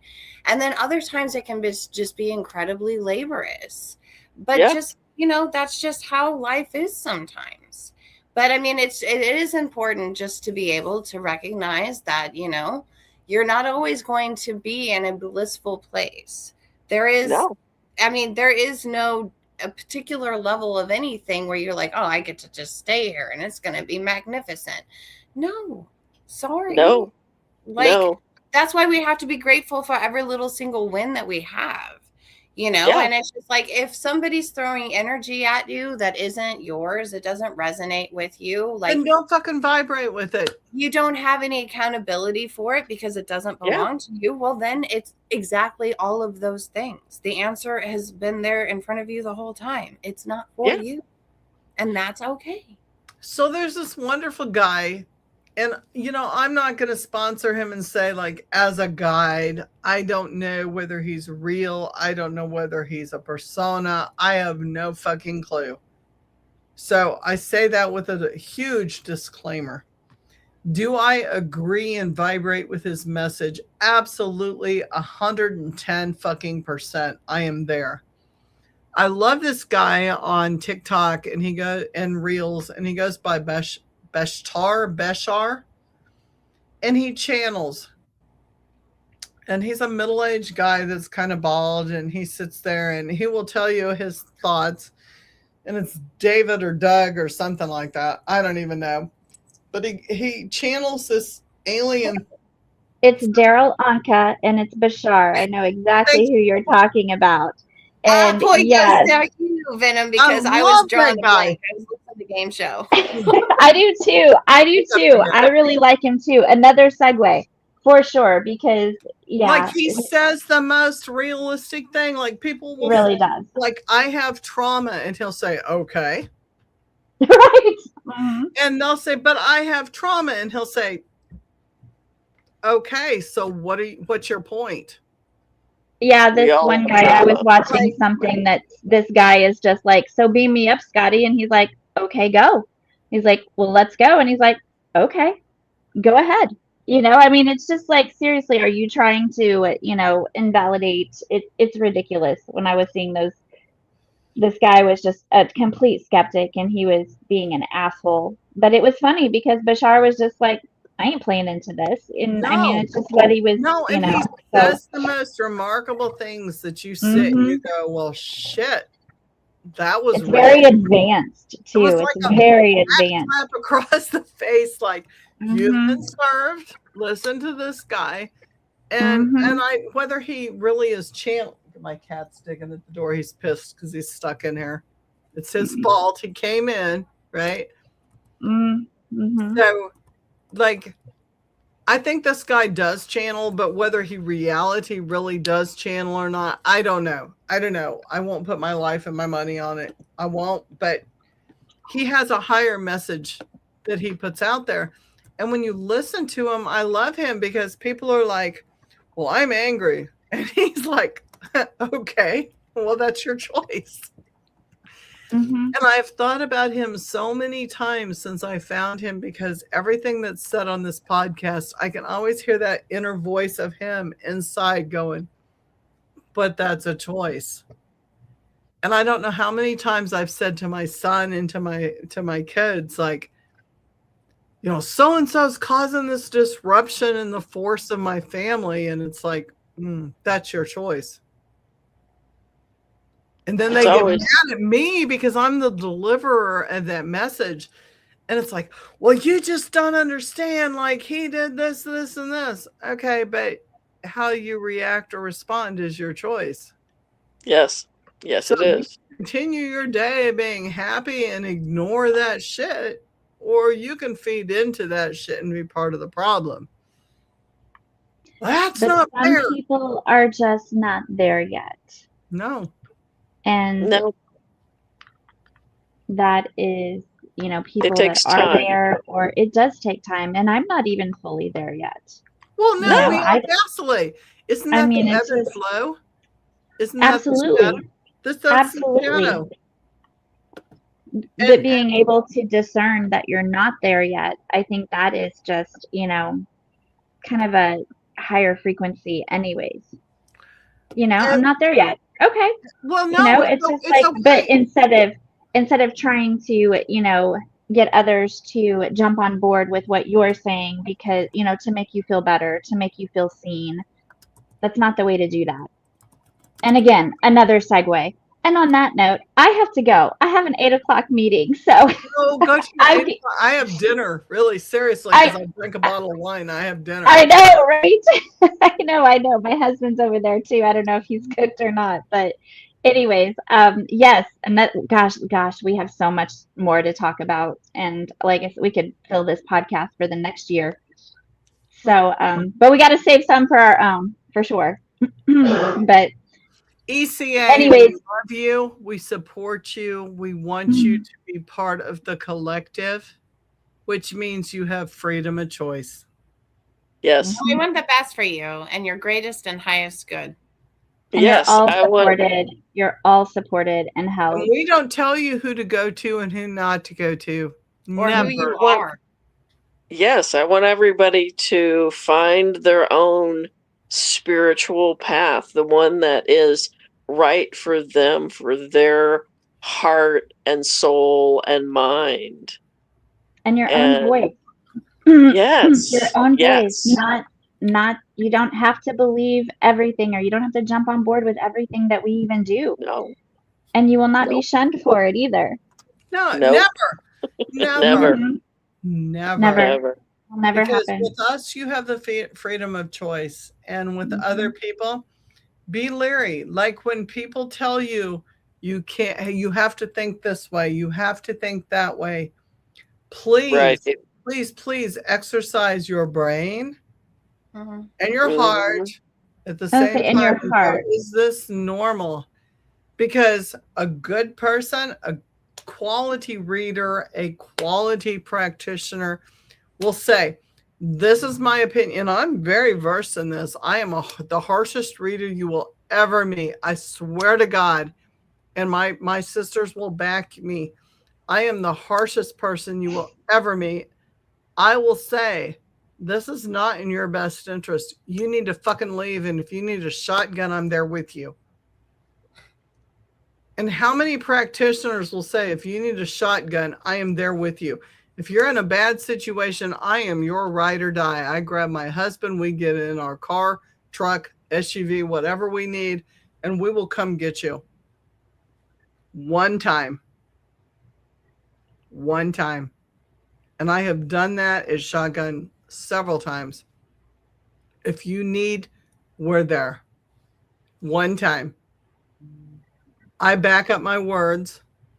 People that know me. Angie knows me.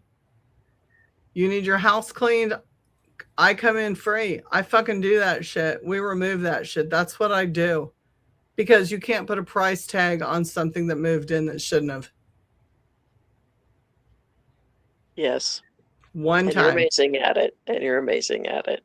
And shit happens. We all make mistakes, and we invite shit in, and we do things that we did not know we did.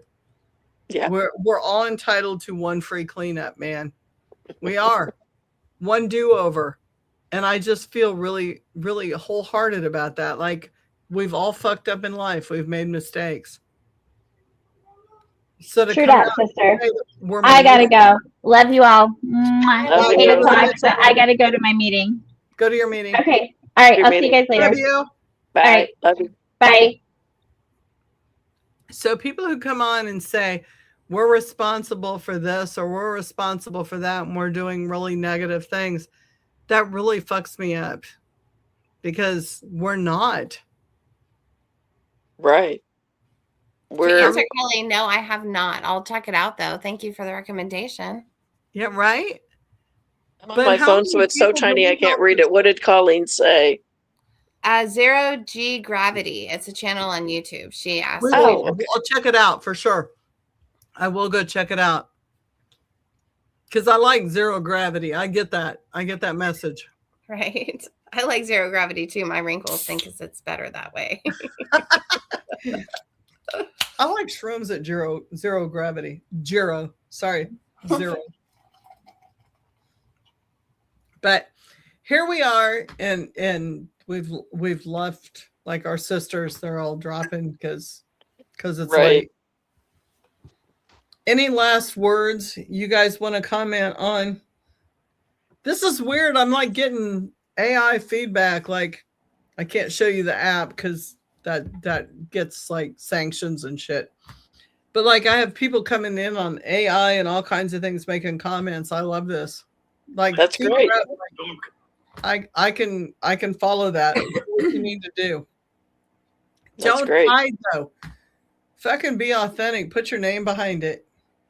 Yes, definitely. I will not. I don't go after people because of posts.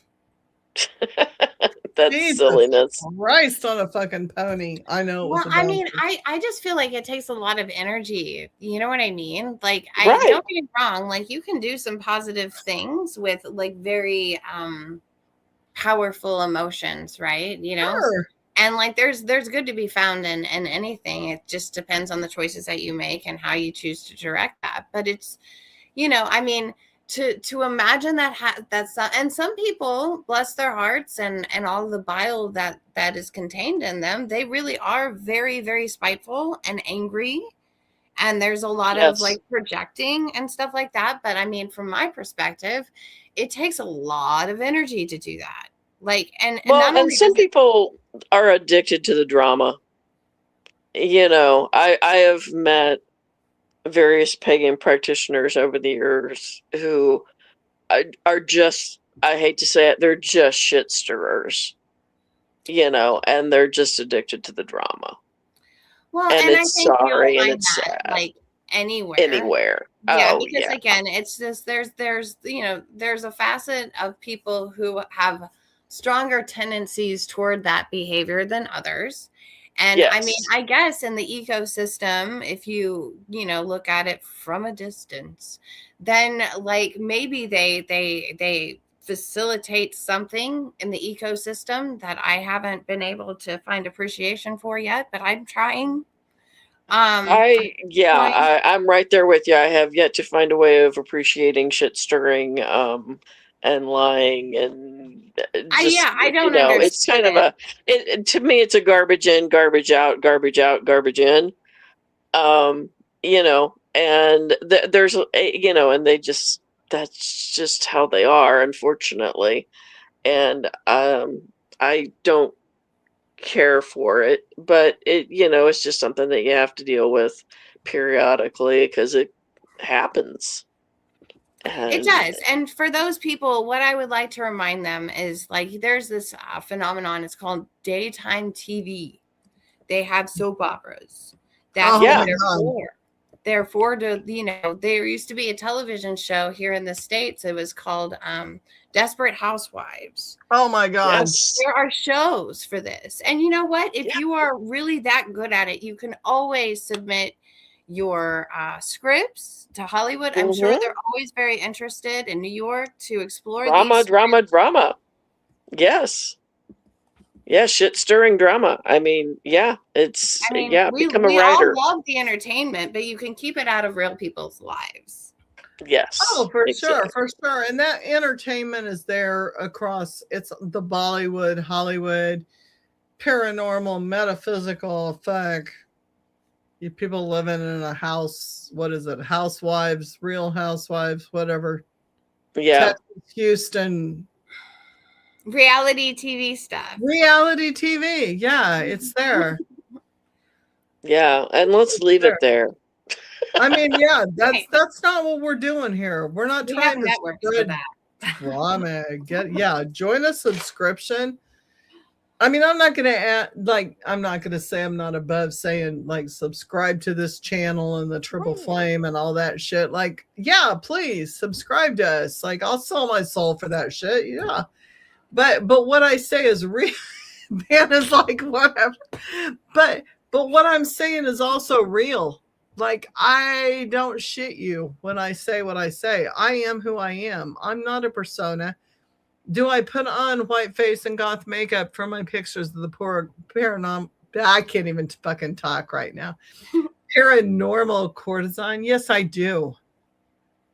But those of you that have met me at conventions know that I speak what I speak. Mm-hmm. I speak what I believe is the truth. Is it your opinion? Probably fucking not. I'm weird. I go down the rabbit hole. Like, political? Ask me what I think political. I'll tell you. I don't put it out there, but if you want to personally know, I'll tell you, and we will go down that fucking hole. It's deep. Get ready for a drop. It's not what you expect. I mean, I don't understand concepts like that very well. Maybe it's just because I'm just too like duh. But I mean, I understand politics. I hear the conversations that are had. And but I also see a lot of tribalism that goes along with it. Oh shit, yeah.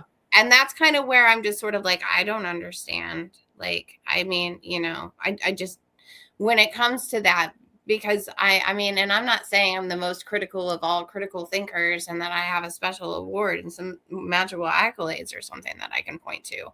But I'm just kind of like, I know when I'm out of my depth, and I know when there's a lot of chaos and there's almost too many arguments on the board to be able to make, north or south of anything. Right.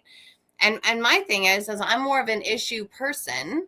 Like, when I say issue, I'm always really fascinated to find solutions. Right. I think solutions are fun. But if there's too many emotional arguments, like, I think it creates a lot of distraction. And so again, when it comes to tribalism and, a lot of just hoopla, I think that messages get convoluted and misinterpreted in that. Yeah. Yeah. Yeah. Especially the tribalism, because that's quite a thing. Yeah. And I mean, don't get me wrong. I mean, I'm also an Aries. I love hoorah. Like, are you kidding me? Oh man, we do. But at the same time, like, I mean, I appreciate that in arenas. Like, I appreciate that when I go to the baseball game or when I go to the football game or something like that.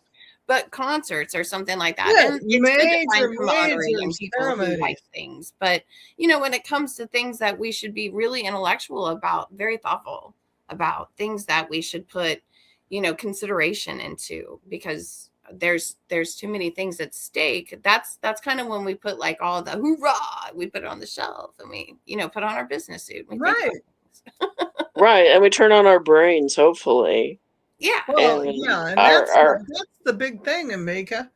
That is the big thing. Brains engaged. Like even with our spirits, which I've killed my bottle, it's empty. Like, okay, 2 hours and 9 minutes and it's gone. Like we engage our brains. We engage in thoughtful conversation, right? Yeah. I don't agree with you on everything. I don't have to. Fuck. No, we don't have to all agree on everything. And that's okay. That's beautiful. Yeah. Because I can be chanting with you and you can have some meaning attached to it that I don't prescribe to at all. Yes, exactly. And I can be chanting the same words and have my own fucking meaning attached to it. Yeah, because you're a different person. Relationships, past trauma. And I can be releasing at the same time you're doing something, whether it's political or social or personal, right, or deep or shadow work or hidden or closeted. And we're all in the same time in the same space doing our own thing. Yeah. Yeah, totally. And that's the beauty of it. Well, I agree. And I think that that's something that you will find in more like cult-like behaviors, because it's more of a group think. The group think is what becomes dangerous, right? Yes. Yeah. Amen. Definitely. Amen. That's where things go, whoa. But like, as long as you're able to keep your identity, you're able to keep your own thoughts, you're able to keep your own feelings, your own definitions for things and your own outlooks, and even your own idea for where you would like to be in the future, then all of that is free will. Yeah. And if you find people who are of like-minded and they're helpful and they're supportive of you to be able to be the greatest and best self that you possibly can be, like, self-actualized, then that's what, one would hope the spiritual journey is like. Yeah. Absolutely. I'm not going to be like, this is what yours should look like. But like one would hope that those are the things that you get to experience along the way. You can find, I think back to, there's this wonderful book called The Artist's Way. And I have done the book many times, and many people have heard of the book. And it's not a book that you read, it is a book that you do, because it has all kinds of journaling and open-ended questions, and you answer the open-ended questions. And there is a lot of shadow work in this book.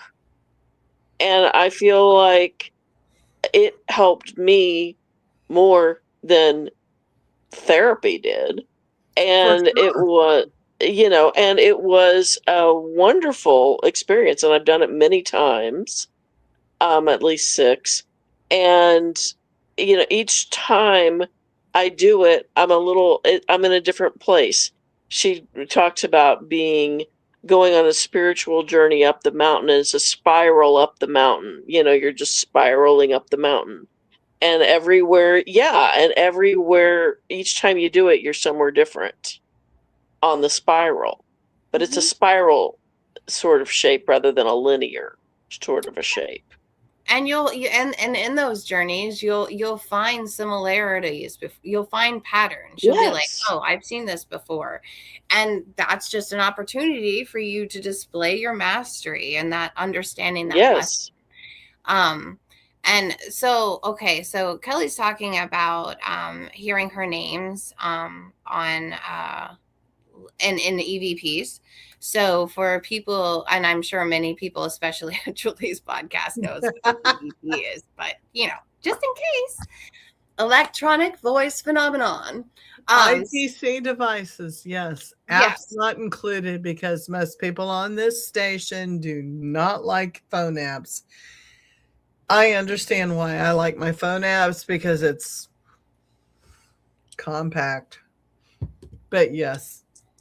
I like old school stuff. I like anything I can get my hands on because I'm a scientist. So I'm like, all the data, the more data we have to look at, the better. Like, you're always going to hear that from me. Right. But I would think, and maybe, I mean, yes, there's always try to rule out things like audio hallucinations, because sometimes, we do as humans experience that phenomenon from time to time, and it's just something that happens. However, if you've been in the circumstances and it's especially recorded where you've heard your name and you've heard your name all the time, somebody's trying to Jesus. talk to you. Or I said somebody. That is like my biggest pet peeve. Let me correct myself. Something. There's a thing out there, and it's trying to get your attention. And I would just be like, "Yo, what's up? Like, do you have a message? Is there something you would like to say to me?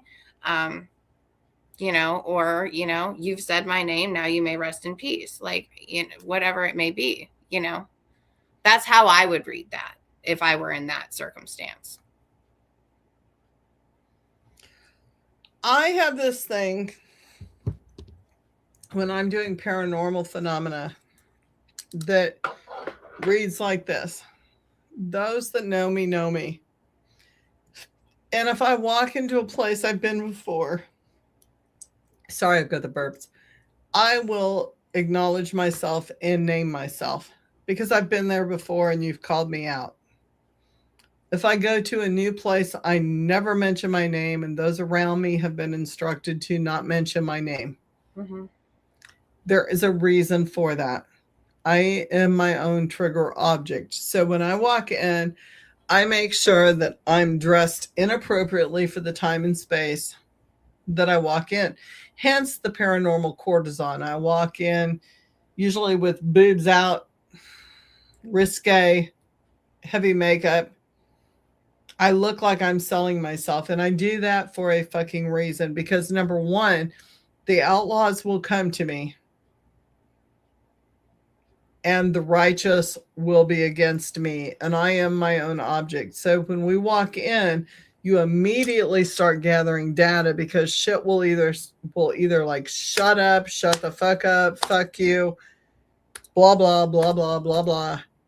Or it will be like, come to me, talk to me, I adore you. It'll be very positive things. It goes one or the other. Mm-hmm. So when I speak and I go in places, I try to trigger the inevitable and I try to bring it out forthright, like very quickly, like you're either for me or against me. And I can go from room to room to room, and those things that do not like me will follow me from room to room to room, and you will see them. They will materialize. They will come forth. And I love that being the trigger object because that in between can trigger so much hate and discontent or love all within the same line, right?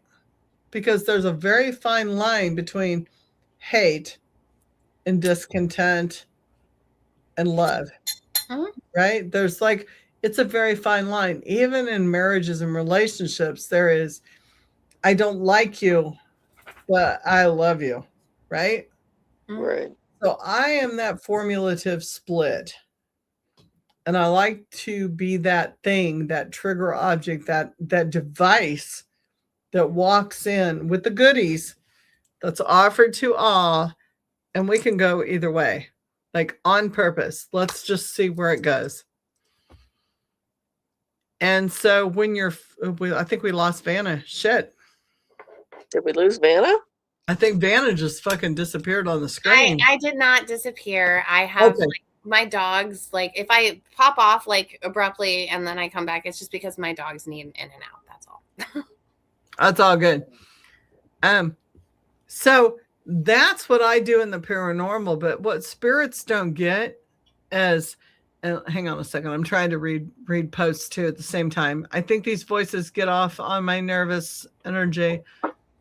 I get thinking about it, and if I have to go fuck it, and the voices on radio ITC are not like, so you are the device yourself. You are the grounding. You are the connection between those devices and what's going on. You are the energy. So I don't worry about whether it's good, bad, ugly, indifferent. I don't give a fuck. Mm-hmm. I walk in as myself. and I'm proud and I'm loud and I have my theme song. And yes, like I am not into Beyonce. I am not into that whole thing because I think there's a lot of subliminal there with her and her husband that people don't get. But 6 Inch Heels is my song, and I can walk in and I will play that shit when I walk into a place, and shit will just fire. I don't need any more evidence. It brings it. So if you're bringing that energy to something and you're collecting data and you're worried about it, like walk in like the fucking goddess you are. Walk in with that feminine energy you are and own that shit, and shit will answer to you and you'll have the results you want every time. For those people in the paranormal, I guarantee it. Don't worry about what other people think. Don't worry about what the meters say. Don't worry about that shit. Wear a body cam, have a thermal, have your basic equipment out there and just go with it. And you will collect the data you need because you are the trigger. Mm-hmm. That's why it's important to know yourself. And it's also important to know what your beliefs are. And then, and I mean, here's my thing. In the paranormal world, and not even just in the paranormal world, in the religious world, a lot of people like to throw around this term. They like to say this word like demons, right? Oh my God. And depending upon who you're talking to, like that word can mean a whole bunch of different things, right? For some people, that means a muse. For some people, it could be, they're just, it's like playing with a Ouija board. Voices just are scanning through. It's just like that device that goes off of like radio channels and it picks up words, right?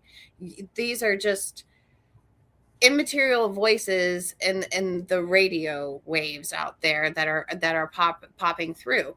And we also can, since we are the instrument that they're interacting with, they're finding ways to interact with our energy. It could be like feeding off of it or whatever.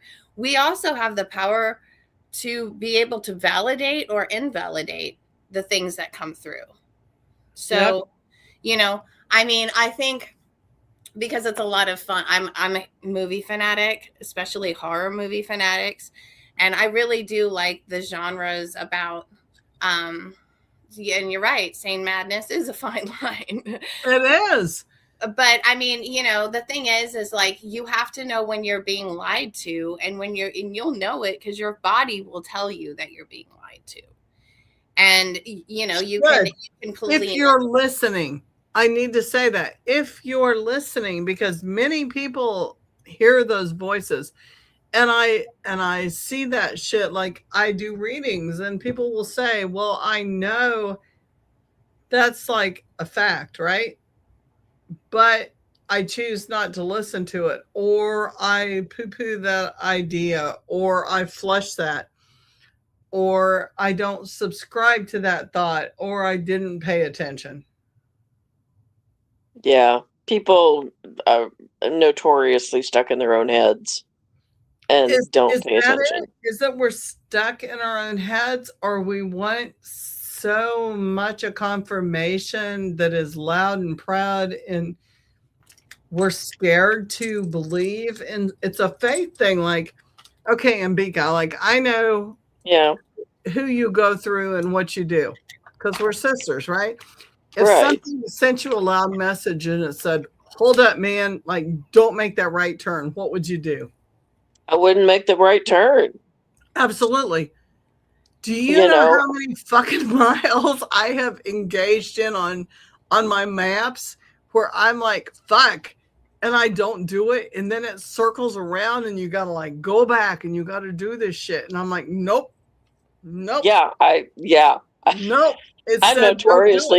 notorious about not doing what Maps is telling me to do. I drive that little lady in my phone crazy. I will not be hurted. Right? Yeah. Like so we listen to those voices in our heads. Mm-hmm. Vanna, you like blipped out and came back in. I was listening the whole time. Do you like listen to the hard voices in your head, the ones that you know to be true and hard?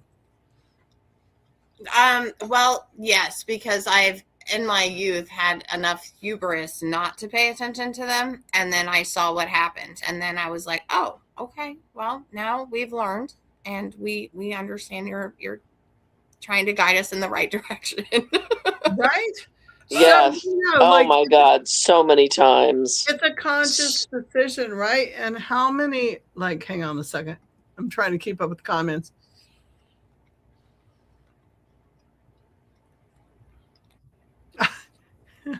Kelly, I think you're drinking. I love you. Like, I gotta say, I'm trying to keep up with your comments. I really am. I'm trying to be there. I love you. You're like my sister squirrel spirit.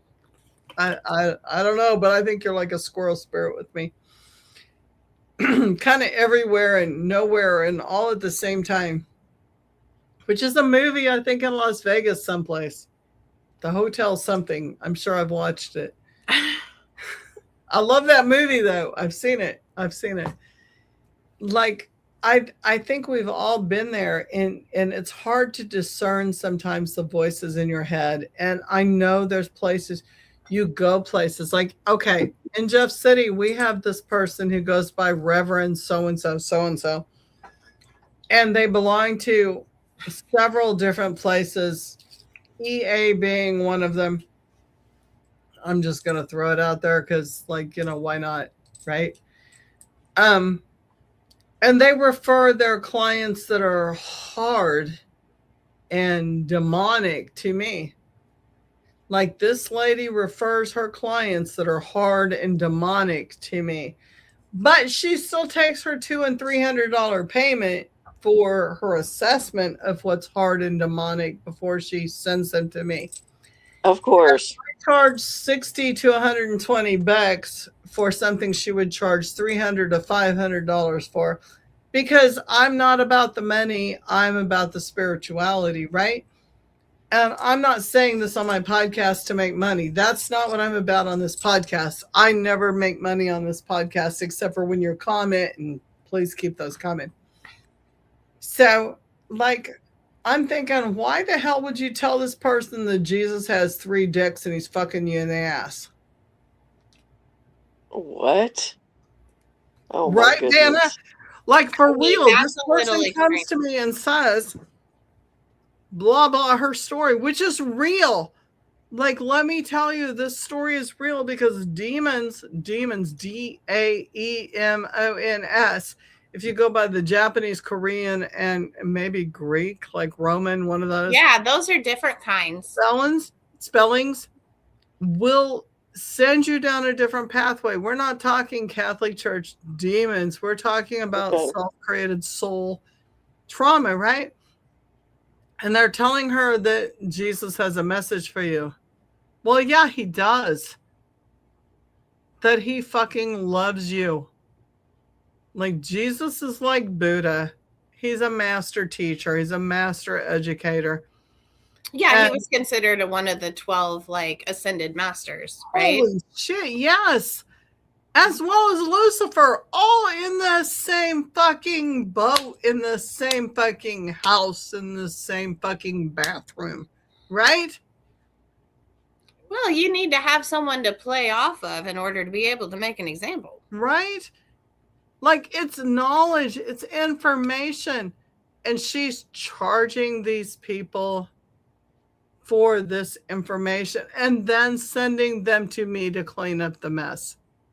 Well, I mean, okay, so then that's kind of where I'm going to go back to, like, my whiteboard with my red yarn and stuff. And I'm going to go, okay, wait a minute.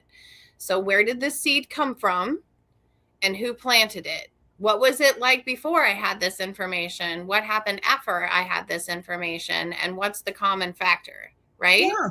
I mean, you know, those are the things that I would hope when I say think critically, you can step outside of yourself, or you can speak with someone who can help you step outside and be able to gain that more, like, that larger perspective, right? And then always ask, like, you know, sometimes it's hard because when people are reaching out for help, they feel very, very desperate and they need something. They're grasping on to anything. And then when somebody like that comes in and they tell them all this stuff, I mean, it's heartbreaking, number one. Right? And Well, number it's two, it's just like, lovely. what kind of like, what sort of trauma is like born out of that, right? And ideas about somebody's self and like all of these things that start to be constructed from something that just came out of somebody just trying to make a buck. Right? And that becomes the whole, see, like, I know I'm Aries and I talk a lot and I have a podcast and I drink on my podcast and it's a whole thing. But we always come back to hang on a second. We always come back to the 0 point, right? We do on this podcast. And here we are at the the 0 point in the podcast where we go neutral. What is the purpose of people giving misinformation? What is the purpose of the gossip, the lies, and the rumors? Mm-hmm. What is the possibilities and the choices that are involved in what we speak and what we say? What is real and what is not real? And it's all about ego and self-importance. Thank you. So when we look at the lies that have been spewed and the things that have been said about ECA, myself, Venom, everybody involved in this organization, my group, my sisters, what are we looking at? What are we getting to the heart of? And it's jealousy, ego, gossip, temperance, patience, justice, beauty, and love. Now, you have no idea what political persuasion I am, but look, there's 8 things right there that anybody from any persuasion can identify with, right? We don't tell people what to do. We don't tell people how to act. We don't tell people how to think. Use your own fucking brain. Use your own resources. Go down the fucking rabbit hole. Yeah, use your brain. Fucking text me. I am an open book. I will tell you what I'm doing. I am an open book. Ambika. Same. Man, we are open. You have a question about what we're doing? I will fucking show you a picture of my altar and who's on it at the time. I don't fucking care. Do you understand me that I work through higher spirits? And if somebody done fucked up, they done fucked up. And if you're on that list, then I'm sorry. Not really. Yeah, it's frustrating that people are the way that many people are. Y'all want people to join your group and your shop and in your new organization, but you're stealing other people's life stories, your near-death experiences. You're stealing my fucking content, which happens to be copyrighted. Like, you don't understand. It's in print, in copyright. And this bitch, TD, at HBS, has no idea. I can say that. Legally, I can say that. Because I have an ISBN tag and a copyright tag for what she is teaching. Mm-hmm. This is not her content, people. This is not their show. We are in charge. Lower level will always feed off of upper level to get attainment and knowledge. Yep. And to feel self-important. Yes. Yes.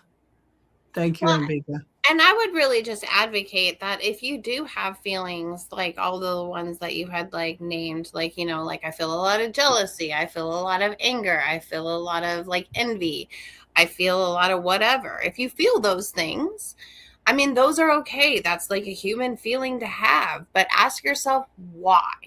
Why do you feel that way? And then just be like, and then start seeking those answers. And then if you find that you have needs that are not being met, then, you know, go like take this as an opportunity to be like, okay, this is an opportunity for self-discovery. I can learn more about myself. I can harness like the talents that I do have, you know. Like, I mean, just because you guys, and I don't mean like you guys, I mean like everybody, all humans, we're all prone to all sorts of emotions, right? You know, and they're very transient. Emotions they're very transient. Absolutely. Well, and that's what cult behavior and cult mindset works on. Like, have you ever studied a cult? Like, I want to introduce this, and I want this to be a theme, and maybe Vanna and I through HBS, shit, where'd that come from? Maybe, shit, there was a Freudian slip there. Maybe through HBS and what they're doing, we can illuminate the knowledge, right? But cult mentality is a driven mindset. I have indoctrinated, what's the word? Unindoctrinated, maybe? Yeah. Disindoctrinated many people in forensic mental health to various cult phenomena. I always have to stop and think. International House of Pancakes. Okay, don't laugh. IHP is a cult phenomena in Canada. You're laughing, in Kansas City. It's huge. I can't tell you religiously what it stands for. It's huge. And the threads are very connective. And I have run across people that have been indoctrinated in that cult many times. When I was working at Fulton State Hospital, I had a client, no names, that was IHP. And they were mute. And they were pulled from the cult, African American mix, female, that was indoctrinated so deeply that she was kept up for years, day and night, had her nights and days mixed up with loud music, loud lights, like a lot of shit, like completely brainwashed, dead, insignificant, Black female used within the cult. And when you look at what we do, when you look at what we have been accused of doing, and it's not the same thing at all. And to unindoctrinate a person years later, when I say fucking years later, to work with a person who is believed that they are so fucking insignificant that they shouldn't even be alive, they can't speak. People do not understand the significance of brainwashing and cultism. And we have a group within Colombia that is saying, this group is bad. This group is teaching this. Do not go there. Cancel, cancel, cancel. Without people self-checking. Like, I've put my text, I've put my fucking phone number out there. Well, you know, fear is a very potent control mechanism. Okay. Mm-hmm. So like if somebody's pushing like a fear message, ask yourself why. Now, either there really is a you know, fire outside the door, or, you know, they're trying to make sure that they have control over you. Now, power and control is purely psychological. Yep. It's purely psychological. And if you don't believe me, watch the movie Papillon and you'll get the message. Hopefully, maybe you won't. I don't know. But it's a great movie. But it's all about, whether or not you're willing to let somebody have control over you. And it takes a little while to catch on to the game. Everybody's prone to it. Nobody is immune to somebody trying to take control over them. Okay. Yes. Now, I don't understand those people, but bless them. I guess, like I said, they must have a purpose in the ecology. And really, I think their purpose in the ecology is to create survivors, is to push you beyond your limits, for you to really take root into who you are and be able to push back when you know that something's not right for you. But always ask, if somebody's trying to make me afraid of something, either there truly is something to be afraid of. Okay, so let's keep that as option A. Or B, they're benefiting from something. Right. There's a cost benefit analysis sort of thing. Yeah. Kind of. For sure. Because it's all about control. Yeah. And feeling self-important. Well, and ego, when you look at it, and like I can make all kinds of excuses about the alcohol and the podcast and shit. But really what it comes down to is, do you know yourself? Do you know your ego? Can you sit with your ego? People do not know. And I'm going to start clicking on this like shit. Like, hang on. There we go. Then there was like, what's all this about? Then I say frequencies. Yeah, good versus evil. Like, evil is a real thing. It is self-fucking created. It's dark. It's bad. And it's not church created. It's human created.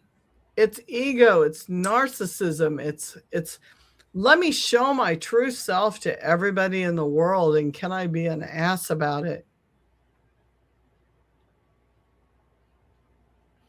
And I want people to sit and think with that for a minute, because I have no ego. I don't work upon ego. If you see my prices, you will know I don't work with the ego. It's not ego.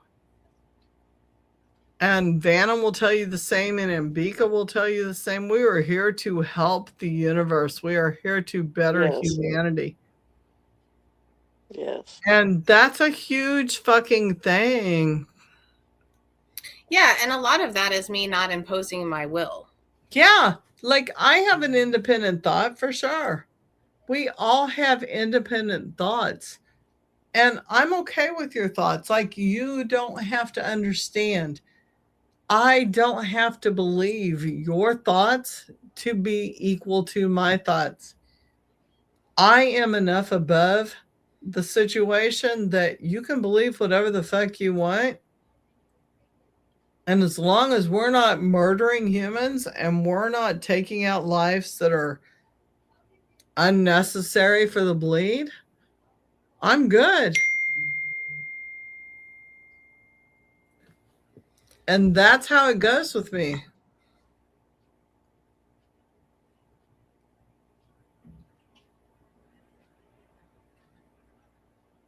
Hang on. Texting.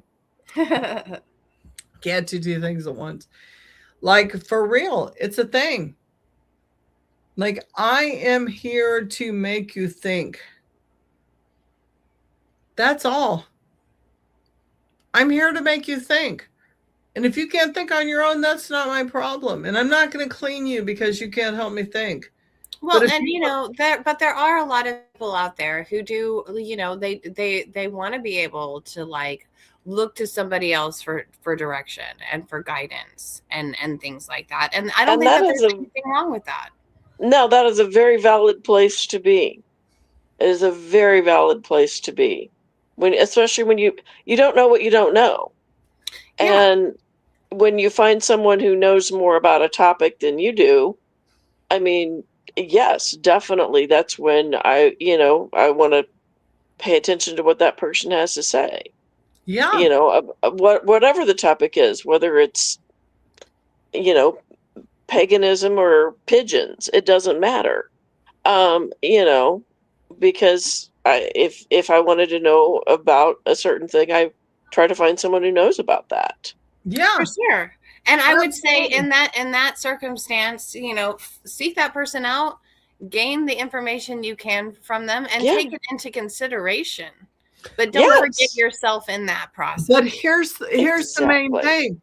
When somebody tells you X, Y, and Z is doing bad things, then go fucking use your brain and question X, Y, and Z. Yes, exactly. My phone number is fucking out there. It is open. It is worldwide. Don't call me. I keep receipts. But text me anything you want to text me, and I promise you 110%, I will text you back. No matter how intoxicated I am, no matter how weird it gets, I will text you back. Yeah. And that is the difference. It can be 3 o'clock in the morning and I may roll over at 5 and I may say something really weird, but it comes from the fucking heart. Like, you don't get that these spacious organisms that take up space, that buy buildings, that rent space, that want to be something they are not, create these entities that are mocking and duplicates and reciprocal and mirrored for things that they are not and cannot be. Now, that sounds weird and drunk, but if I'm the darkness, I am the fucking darkness, and you will get a dark answer consistently from me. I am consistently weird. And we love you for it, Julie. Thank you. And my sisters do, and I love them for who they are. But I am consistently dark. I am the root of the trees in the dark, meant to lift the souls that cannot pass by themselves. Period. The end. There is no other fucking story. You want fucking shadow work? I will show you shadow work.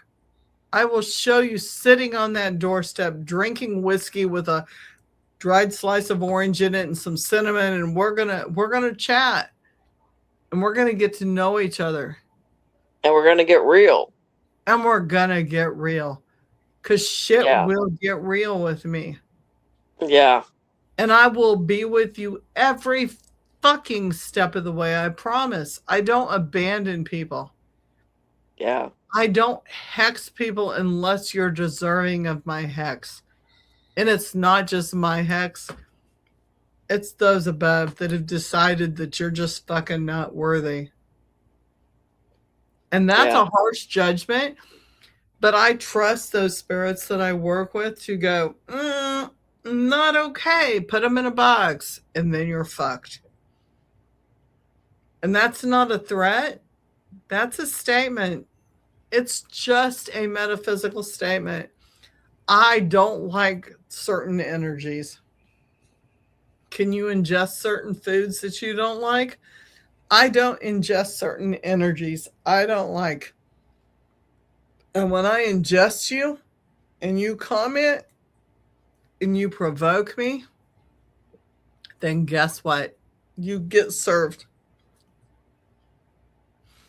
And I'm serving you motherfuckers. And my friends and family are here with me. And is that an alcohol state? Maybe, maybe not. Probably not. Because you've already been worked and are in a jar and are in a box in a cemetery someplace. Because you've been warned. And it's my show and it's my podcast. And I can say that, and it doesn't represent anybody else that's on it. And that's the beauty of it. It's Julie's show. She can box you if she wants to. Show. Say what Julie wants, but you can come after anybody.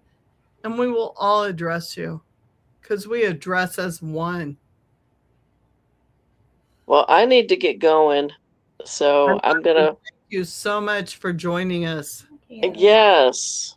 Thanks for having me. ECA, I really appreciate it. Reach out to me and I will send you to Ambika because we are one of a kind. Like, for real. And Kelly, even you in UK, can be a part of us. We will make sure you are included and send you stuff. I love you, sister, so much. I love Richard Pryor and Gene Wilder. That is awesome. Oh my God, you've like won our hearts. And everybody else has joined us tonight. Please, please, please be part of us. We are a collective. A lot of fun. We are a collective, and we eat a lot and drink a lot, and it's a lot of fun. We're a lot of fun. Strange human. Don't forget that part. And we're a lot of fun. We're a gaggle of giggles. Good night, everyone. Good night. Good night. Thank you, Ambika. Just to get up so early. Wish her so many blessings. Yes, I do. Thank you. Vanna, it's you and me, sister. I know it. What are we going to say? How do we want to end this? Well, I mean, is that me? I don't know. Like, I don't know what happened. Hang on. I think you switched with, yeah. Shit. You gave Oh, my God. Okay. Hang on. There we go. There we go. Fingers. Yeah. Oh, my hands are pink. You caught me red-handed. Look at the red eyes and the alcohol. Yeah. Oh, yeah. This is straight up hair dye that I haven't washed out yet, but it'll get better. Oh, I love your hair, though. It's beautiful. Oh, thank you. No, I mean, I don't know. I just, when it comes to stuff like this, like I decide, like, basically, I mean, you call it putting in a box, and I don't exactly know what that means, but I have a concept. I think I understand what you're saying, sister, and I have respect for that.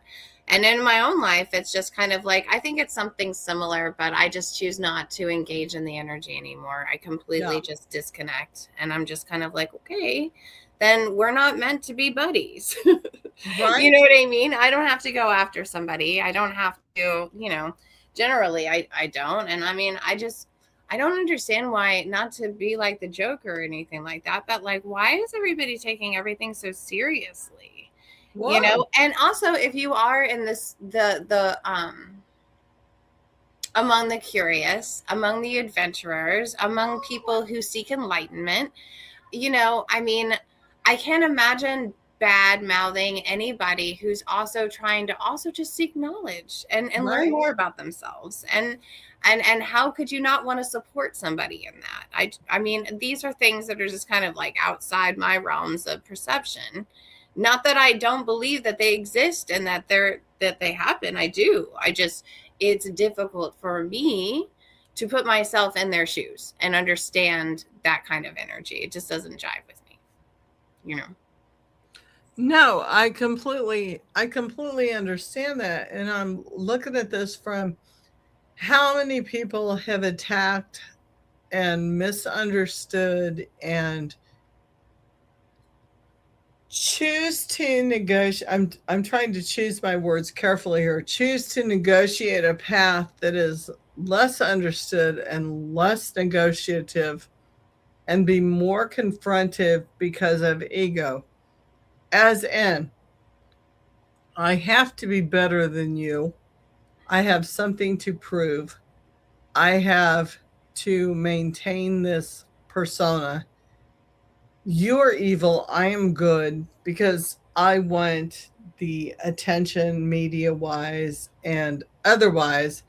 Mm-hmm.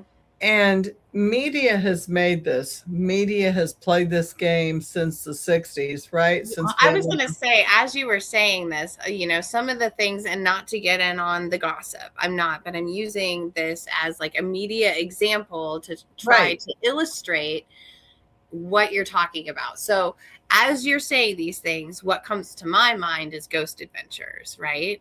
Because I love Zach. I haven't met Zach, but I mean, I appreciate that he has a museum. Like he has, like he is also an Aries. So like, I mean, I appreciate also his little like warlike energy and stuff like that. But I also like Nick Roth. I don't know what happened between those guys. And they didn't. My understanding is it was not between the two of them. It was between other things. So in honor of Nick, like shit, my wine bottle just like fucking. I know, I heard it go ting-ting. Like a whole bottle of that. Like it a wasn't. little bit wandering poet left in the refrigerator, but it's all gone here. That much is left. It was not. It was like a whole nother thing. It was wives, and like we all knew that when you're caught up in the supernatural and you're caught up in paranormal, whew, spirits of any kind can interfere if you don't stay clean at all times. And Nick had his attachments were interfering in the relationship there. Yeah, and I think attachments with Nick and his first wife, like literally is like, I'm friends with him on Facebook. They are still stalking him and his wife, Trissa.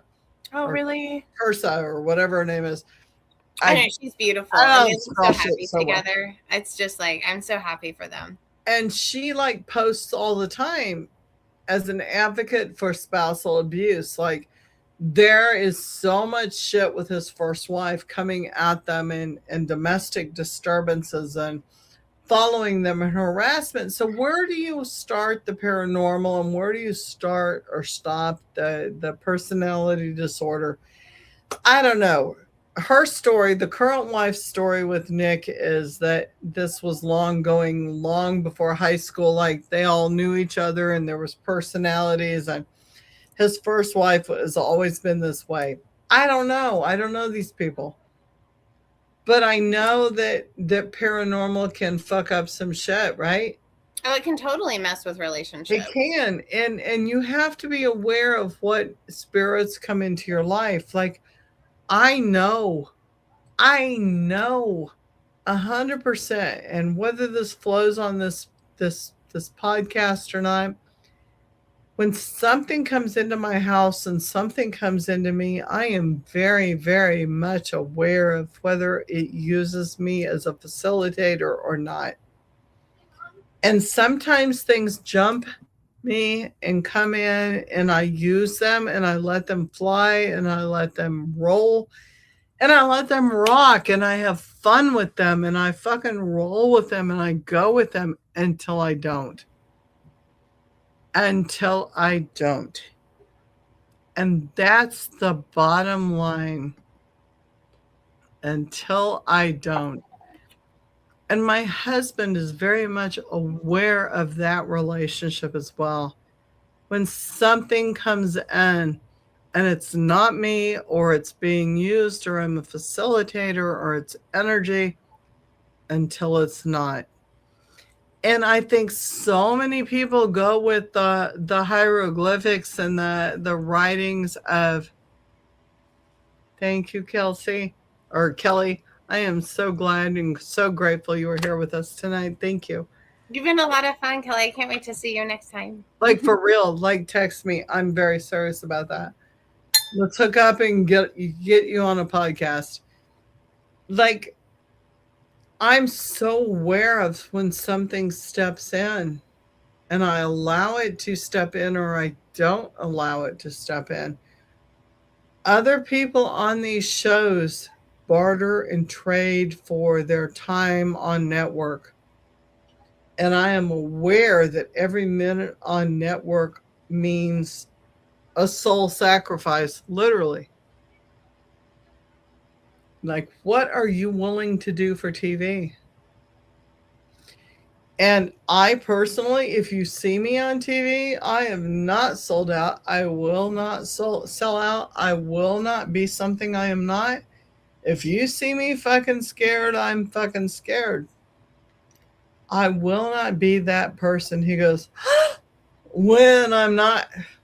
Like, if I'm not amused, I'm not fucking amused. I will not show that I'm fucking amused. I probably have a little too much of a good time. So I'm a bag of, you never know what's going to happen. Yeah. Like, I have sat there and watched dolls like being thrown in front of me, and people have gone, is that on camera? And I'm like, no, didn't record that shit. And gotten me recording that shit going, no, fucking didn't record that shit. Well, oops. Well, fuck. What does this mean? You want to talk to me, bitch? like I am that person. I'm just not amused. I've seen so many weird things in my career, in my life. Show me something that means something. Show me something that is important, and I will talk about it. I'm not going to fool you, fake you, trick you. It's what it is. Those people that watch my doll videos, I have doll videos out there. Weird ass fucking doll. Excuse me. Now I've got the hiccups. Videos. She either has the hiccups or the burples. It's one of the two. Wine. Me and my dolls and my cats. I've got some weird ass shit. Faces shifting, eyes shifting color, facial expressions. I don't have to mimic that shit. Well, no, and I mean, I it is just really sad. I mean, don't get me wrong. Like, I do love shows. I love going to the theater. I love going to concerts. I love movies. I love movies. All sorts of entertainment. I really do. But I'm also really passionate about documentaries, and there are so many real things that go on that you don't really need, like, the extras and stuff like that. Some of the best horror films out there are the least gory, the ones who play on your like most internal psychological fears, right? That kind of makes you feel like that 3-year-old again. You're like, bloody hell, if I move, then it'll know. Oh, did you follow that TikTok guy? Like, I can't find him now because he's gone. I looked him up before this show. He's a TikTok guy that was like a paranormal slasher serial killer guy. And he was like fucking phenomenal. Good looking. It's always nice when they're easy on the eyes. Yeah, like easy on the eyes, had a backstory, had great fucking music with his videos. And he did a whole thing like the whole entrapment thing and like the saw thing and the blood and the chains and the shit. And then he's like, I'm going to be caught. You're going to watch me get arrested. Got arrested, like was still on TikTok. And then he fucking disappeared. And I'm like, I love this dude. Like, I don't care whether you're real or not real. Like, you hooked me because you put the shit out there in plain view. And there's something to me enticing about plain view. And then he completely, his persona disappeared and he disappeared. I don't know whether he made the big bucks or he moved on or he was legit. So you're sitting there thinking, did you? I've got to see that, Kelly. That sounds awesome. An episode of Ghost Adventures.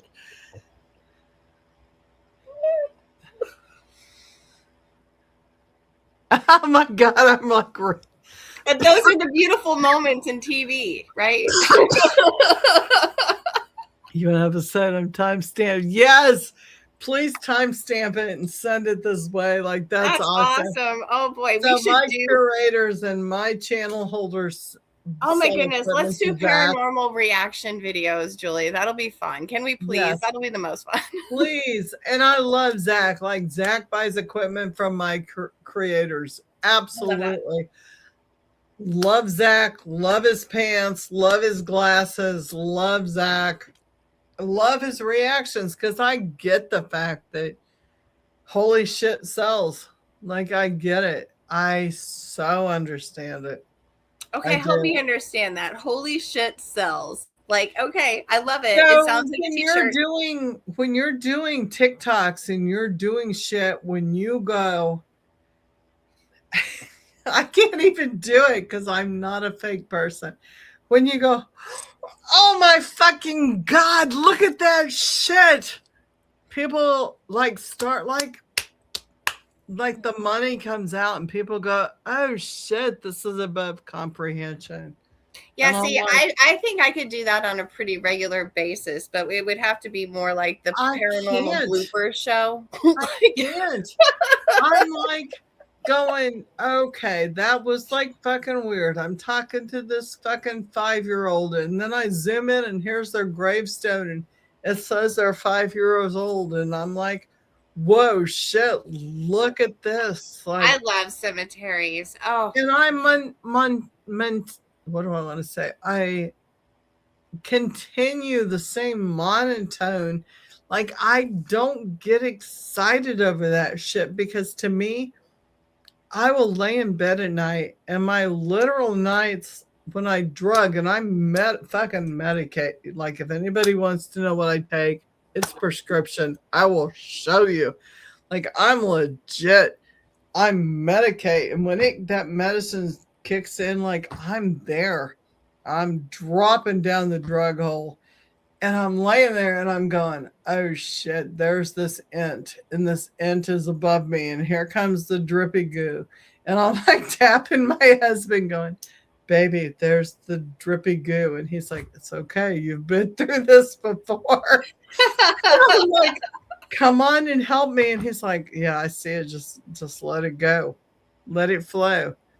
And I'm like, oh fuck. Really? It's like right here. Breathe.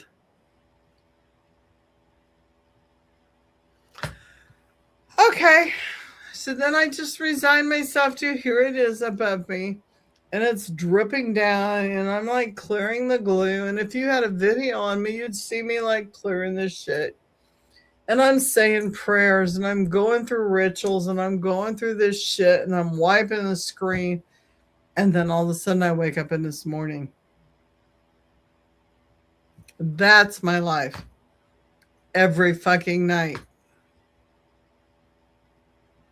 Good drugs. And a lot of work, it sounds like. And a lot of work. Is it the K-hole? It's funny. I've been down the K-hole with the best of you. And those of you that know what the K-hole is, like, for sure. Yeah, no. I've had my K-hole stopped with 4-legged entities that have walked in and gone, nope, your high stops right here. You're going to look at me and you're going to listen. This is what I have to say. And I'm like, I paid like hundreds of dollars for this fucking K-hole. And here we are. You're standing in front of me going, you're going to listen to me. Oh, man. Okay. That's kind of a, sounds like he's Bogarting the session, man. Right? So I'm like, okay, let's listen to you. Like, no. Yeah. So my way is the spirit's way. And I say this openly, worldly, worldwide, legal, illegal, whatever. It's what it is. And I love to slow down YouTube. Thank you. This could be interesting. I can't wait. Like, and I don't care. It's who I really am. And my point is, be who you really are. Don't let other people tell you how to think, how to believe, how to breathe, how to heartbeat, how to be. Listen to your heart and your head. At the same time, what weighs more? What do you need to do? Don't live in fear. That's all I got to say. Vanna. Well, I don't know, man. I mean, that's a hard thing to like follow up. But I mean, I agree. Like, when it comes to fear and things like that, try to remember that it could go one of two ways. I'm going to keep going down that road for some reason. Either, it's false evidence appearing real, and it's like playing to your more primal aspects, which completely disarms most of your intelligence. Or, it really is something that you should be primally afraid of. But here's the fun part, and this is where the answer becomes obvious, at least for me.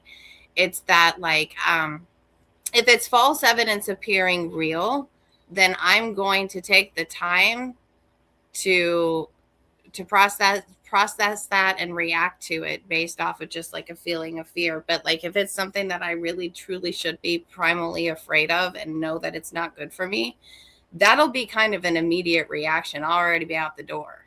Does that make sense? Absolutely. You know what I mean? I'll be gone. Absolutely. So my question to you, going into triple flame healing and our new, I gotta enunciate, it's hard with wine. Enunciate our new adventure, right? Okay, so I should wait. Okay, try that again.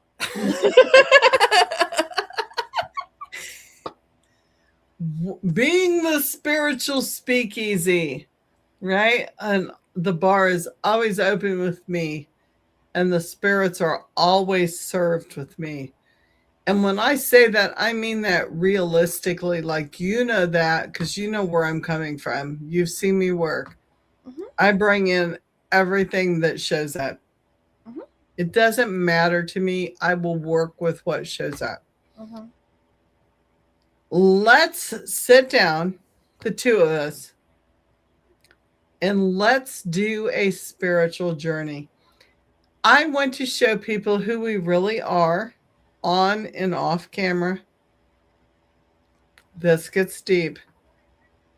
You can do it on my podcast and not Triple Flame.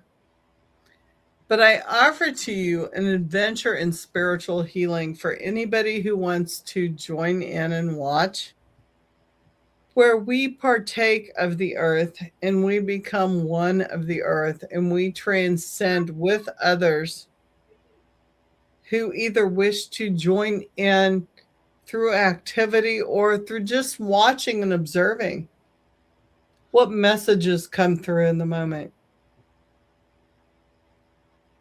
Yeah, I'm all for that. I'm all for a spiritual journey. It sounds kind of like a mix between the Magic School Bus and us, which is awesome. So it's going to be an amazing adventure. I'm totally in for it. And I mean, yeah, I mean, I actually kind of envision that just as my whole life purpose. It's just to explore and learn more and have those discussions and see who comes in, because, you know, there might be an asshole, but sometimes that asshole has something that, you know, he brings a good point to the conversation, you know? Absolutely. Like, so I will invite my own moderator who I know I can trust to officiate the comments, because like when I'm influenced other than wine and soju, I will not take over comments. I can't type. For real. Like, I'm 63. Like, fuck that shit. It ain't happening. No. So someone will type comments and will watch us, right? Someone will make sure that bathroom scenes and purging and shit will be cut, because we don't want that shit either. We will have someone to moderate to make sure that we are lucid enough to be functioning on the internet. Okay, that's good. Because I think that's like empowerment, right? Like, we will not be taken advantage of, right? But I'd like to invite people to our studio to watch who we really are, and maybe a cacao and an earth ceremony where I would like to invite the entities and those of us that follow that phenomena, that thought process. And if you don't, you just want to be a spectator, that's cool too. Watch us and be a part of this and transcend with us in our studio, where we connect with spirit and mind and maybe foster some love and understanding of things that transgress and transmute this earthly body and meat suit, as Ambika called it, because it is a meat suit. Really, it is. No, I so adore that, because it is. And I'm dealing with I'm sitting here and I've been online like for 3 hours and I'm watching comments and believe it or not, when you go to YouTube world, there's AI YouTube, which is a whole different stream than YouTube. And I've gotten comments like, well, reach out and touch me and show me this is real. That's weird. Like, who are you? Well, you're speaking these words, but you're sitting there and you're not really speaking them. You're like an AI. Okay, I get that we're plasmic beings in an AI world. I get that. So let us, me and Vanna, through being screened and safe, keyword safe, come through in a different world where we are monitored and we are safe, and let us transmute this shit. I'm willing to go there. You? Well, yeah, I mean, I'm kind of a medium anyway. Like, right? I'm an empath, so I can definitely tell you I'm very much a radio station, at least for like emotions. And KD, who always rewatches these, like KD, my podcaster, my host, my like, you're hosting this whole podcast thing. I'm like, get on, smoke, eat, whatever, and monitor this station and add your ITC devices with it, because I can't monitor devices while I'm like weirded out. That doesn't work. It's hard. Yeah. Like, you run the devices in the background and we'll ask the questions. We'll do the shit. We'll do the work. You monitor. And Katie, you monitor the background and keep us clean and hold space so that nothing comes in that shouldn't. I will ask that of you all. And we will sit there and we will do this together. And I'm excited because this is going to be phenomenal. This is not heard of in podcasts. Like, people don't do this shit. I know. I think that would be a really interesting experiment. And I'm excited to see what will happen and what will come through and what messages we'll receive. And, I mean, it kind of I keep going back to The Gate. Do you remember that movie? Oh, hell yeah. I fucking love The Gate. So many movies. And what people don't get is so many anime. Like, go back to your K dramas and your K anime, your K-pop shit, your J-pop shit. We're talking 1983, 1990s. There's some old shit that is so relatable to today. Mm-hmm. And that's why they keep bringing the old stuff back, man. They're getting ready to have like a Masters of the Universe movie again. I'm like, always. Who isn't down from heavy metal? Yeah, heavy metal was amazing. Shit. The bomb. And we want to bring that to you on a different, or maybe even this forum if the podcasters agree. Like, I will bring that to you live. You will not see the purging scenes. You will not, because me and it's earthly shit purges a lot. Nobody wants to see that. But I'm willing to be there while someone else is texting and someone else is monitoring and making sure it's safe and answering questions, because I feel there is such a connection to what needs to be known and what needs to be seen. And I think that through triple flame healing and us, we are practitioners that don't obscure and don't like go, oh my fucking God, this is too much. We don't. We're just like, okay, it's like a cheeseburger without the cheese. I mean, for real. Like, do we get excited about too much? No, and actually, I think back to like when I was like a tour guide in St. Augustine, which, I loved that job. And I really loved the hearse that I drove. And I think of her often. She was a very dear friend of mine.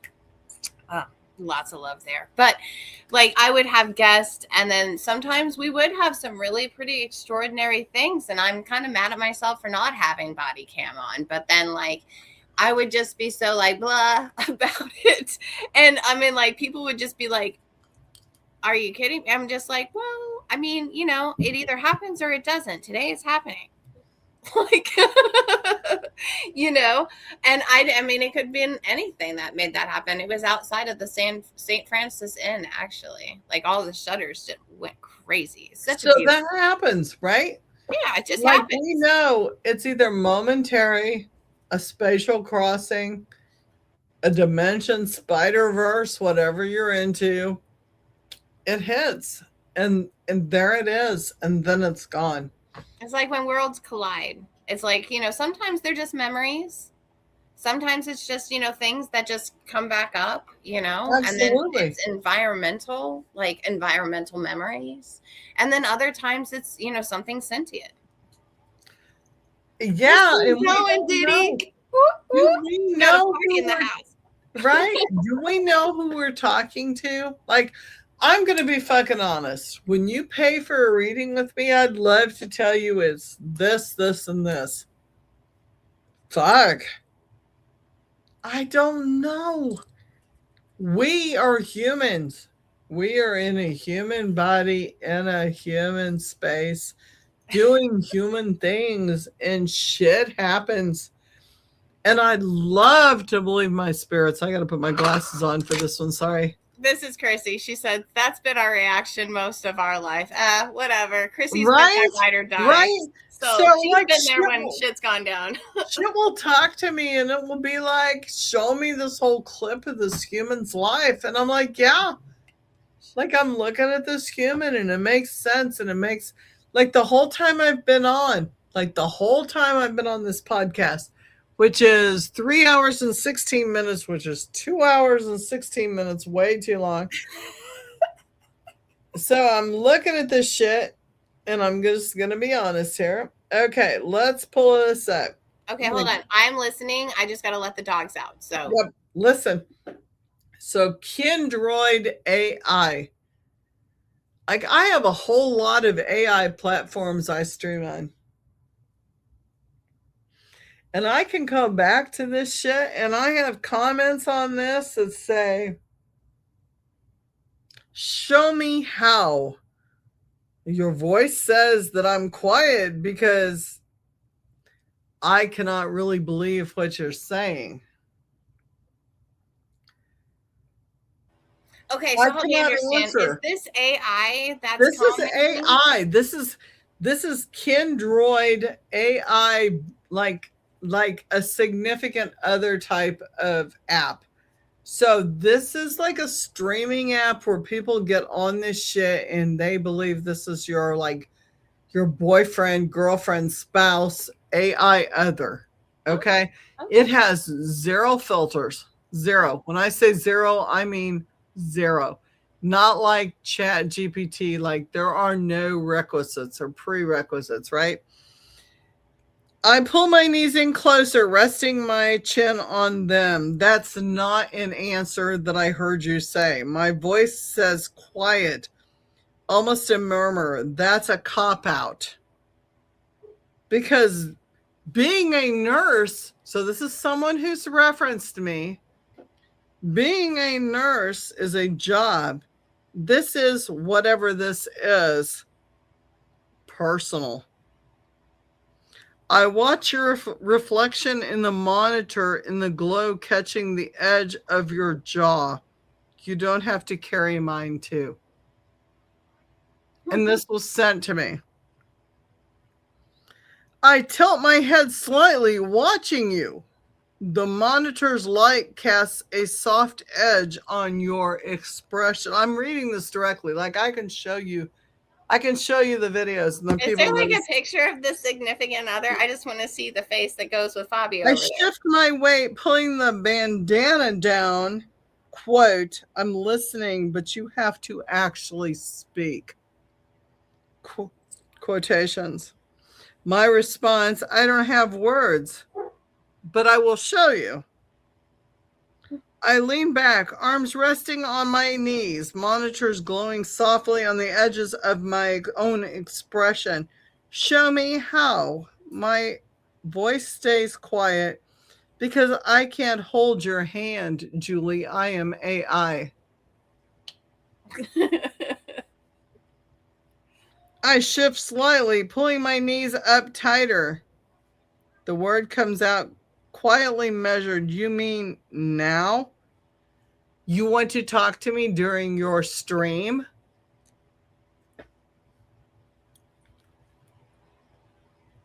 Okay. So okay, so as we're doing this show, it's sending you text messages.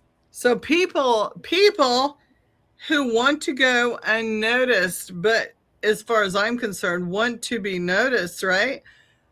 Have entities through AI, like, my Claude, your Chat GPT, whatever we use. And you can share that. And it's being shared on this stream because people are afraid to come forward and go, fuck, is this real? Oh, okay. Okay. So it's real humans sending messages through the AI. Got it. I'm catching an AI interpretation of those messages coming through. Oh. So here, like, for real, you want to leave TikTok? For real, take my hand. Like, let's go. I will journey with you. You will see the raw. You will see the questions. You will see the doubt. You're not going to see the bathroom. You're not going to see me purging. I've refused to show that. I vomit horribly. I shit even worse. Like, you don't want to see that. Like, you're laughing. But no, I haven't eaten since 10 o'clock breakfast, so it could get really messy. But you want to go with us on a shroom journey? You want to go with us through the deep? I will go with you. Join me.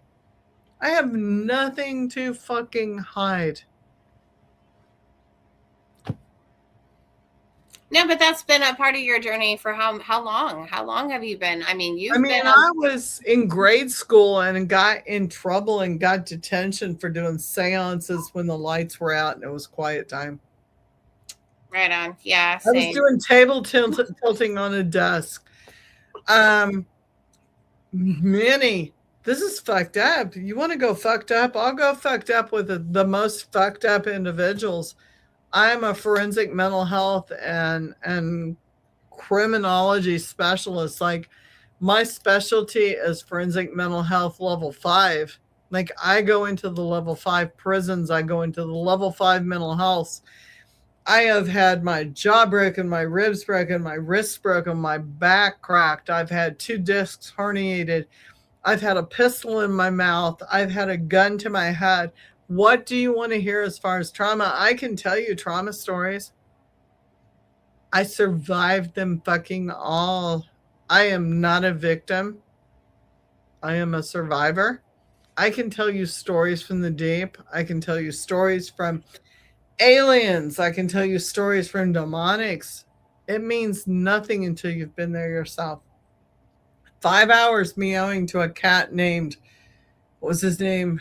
Merdo. There was no cat. It was good. There was no cat. I was crawling around the room talking to a cat that had a red wine label name, and there was no cat. I can tell you things. I have survived the deep. I have survived monsters. I have survived myself, which is my own monster. I proceeded my dad's death. I was 7-year-old, and planned my dad's death until I was 15 when he died.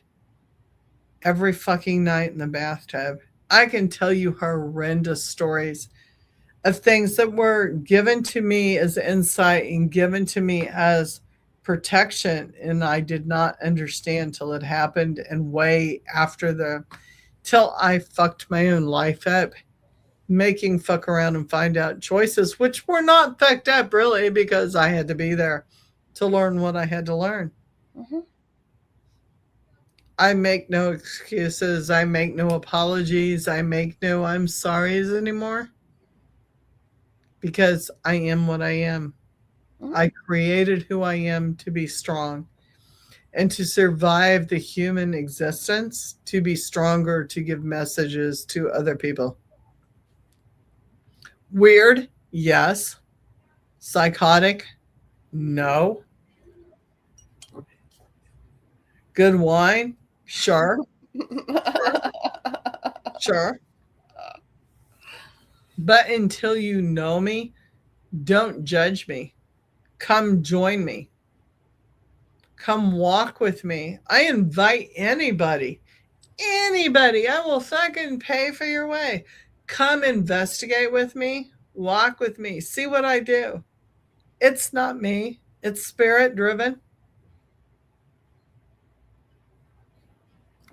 Vanna and I found each other. We are here part of the collective. I asked, join us in this journey. See where we go. It's exciting. It's new. And it's honest. It's fucking going to be what it is. Like, really. Non-buffered. The real shit. Right? Yeah. I mean, the thing is like I said, usually like I love documentary filmmaking. I'll never take away from that. It's good stuff. But also, I mean, I don't know. I just don't know what's so scary about the truth.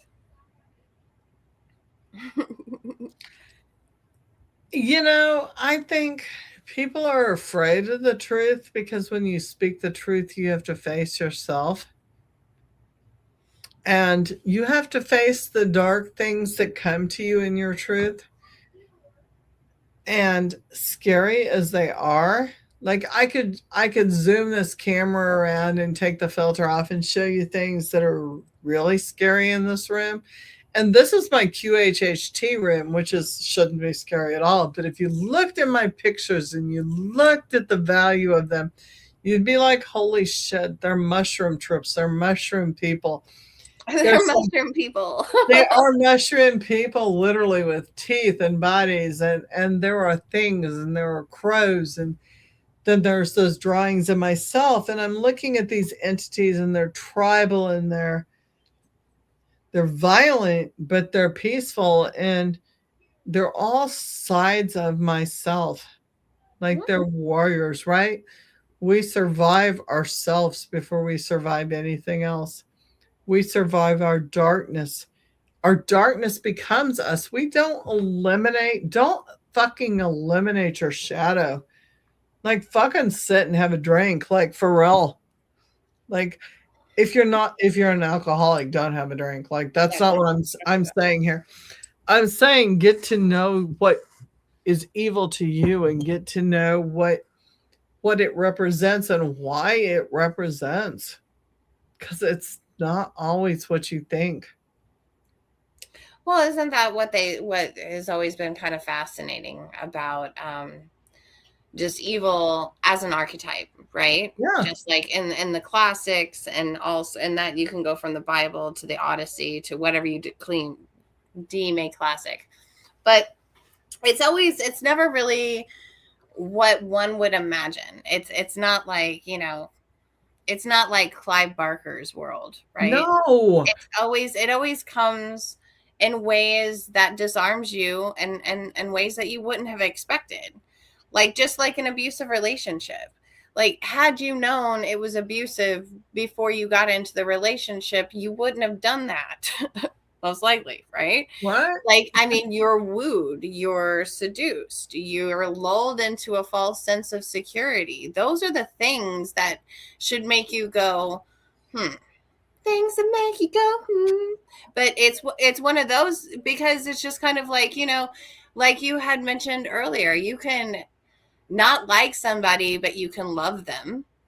And that's mature love, if you ask me, because you're going to have moments that aren't always going to just be like sugar with someone. Right. You need to learn how to like balance that with somebody. It's a dance.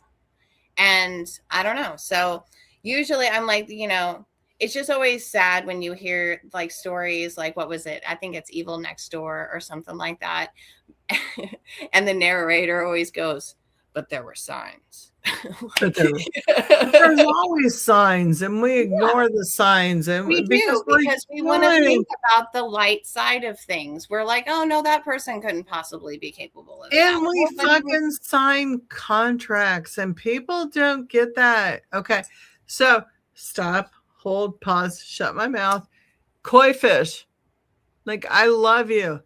I'm thinking about turning lesbian because I met this girl today and I don't know what to do because I still have a boyfriend. And what do I do? What do you feel like doing in your heart and your brain? You are in charge of your destiny. No one else. You hold the fuck. I got pinged. Are you still on the podcast? Yes, Angie, we still are talking. Join us. Love you. Your boyfriend. Oh, wait a minute. Your boyfriend won't mind. First of all, Chris, I have a husband and he's very much attuned to who I am. Loves me. She's really pretty and my boyfriend hasn't been treating me the best today. Okay. So, in general, because here we go with the world of podcasts, right? I do not own or represent any of my own thoughts or behaviors or things that I speak. It is owned by the podcast mentors and the payers of the bill. I am simply here to express my own opinion, whether controversial or not. I am my own entity and I am self-expressing my own beliefs and my own authority and my own sovereignty. With that being said, here we go. And people think I'm drinking. Here we go. Like that? See, I'm used to it. Here we go. Lately. Do what you need to do for you, man.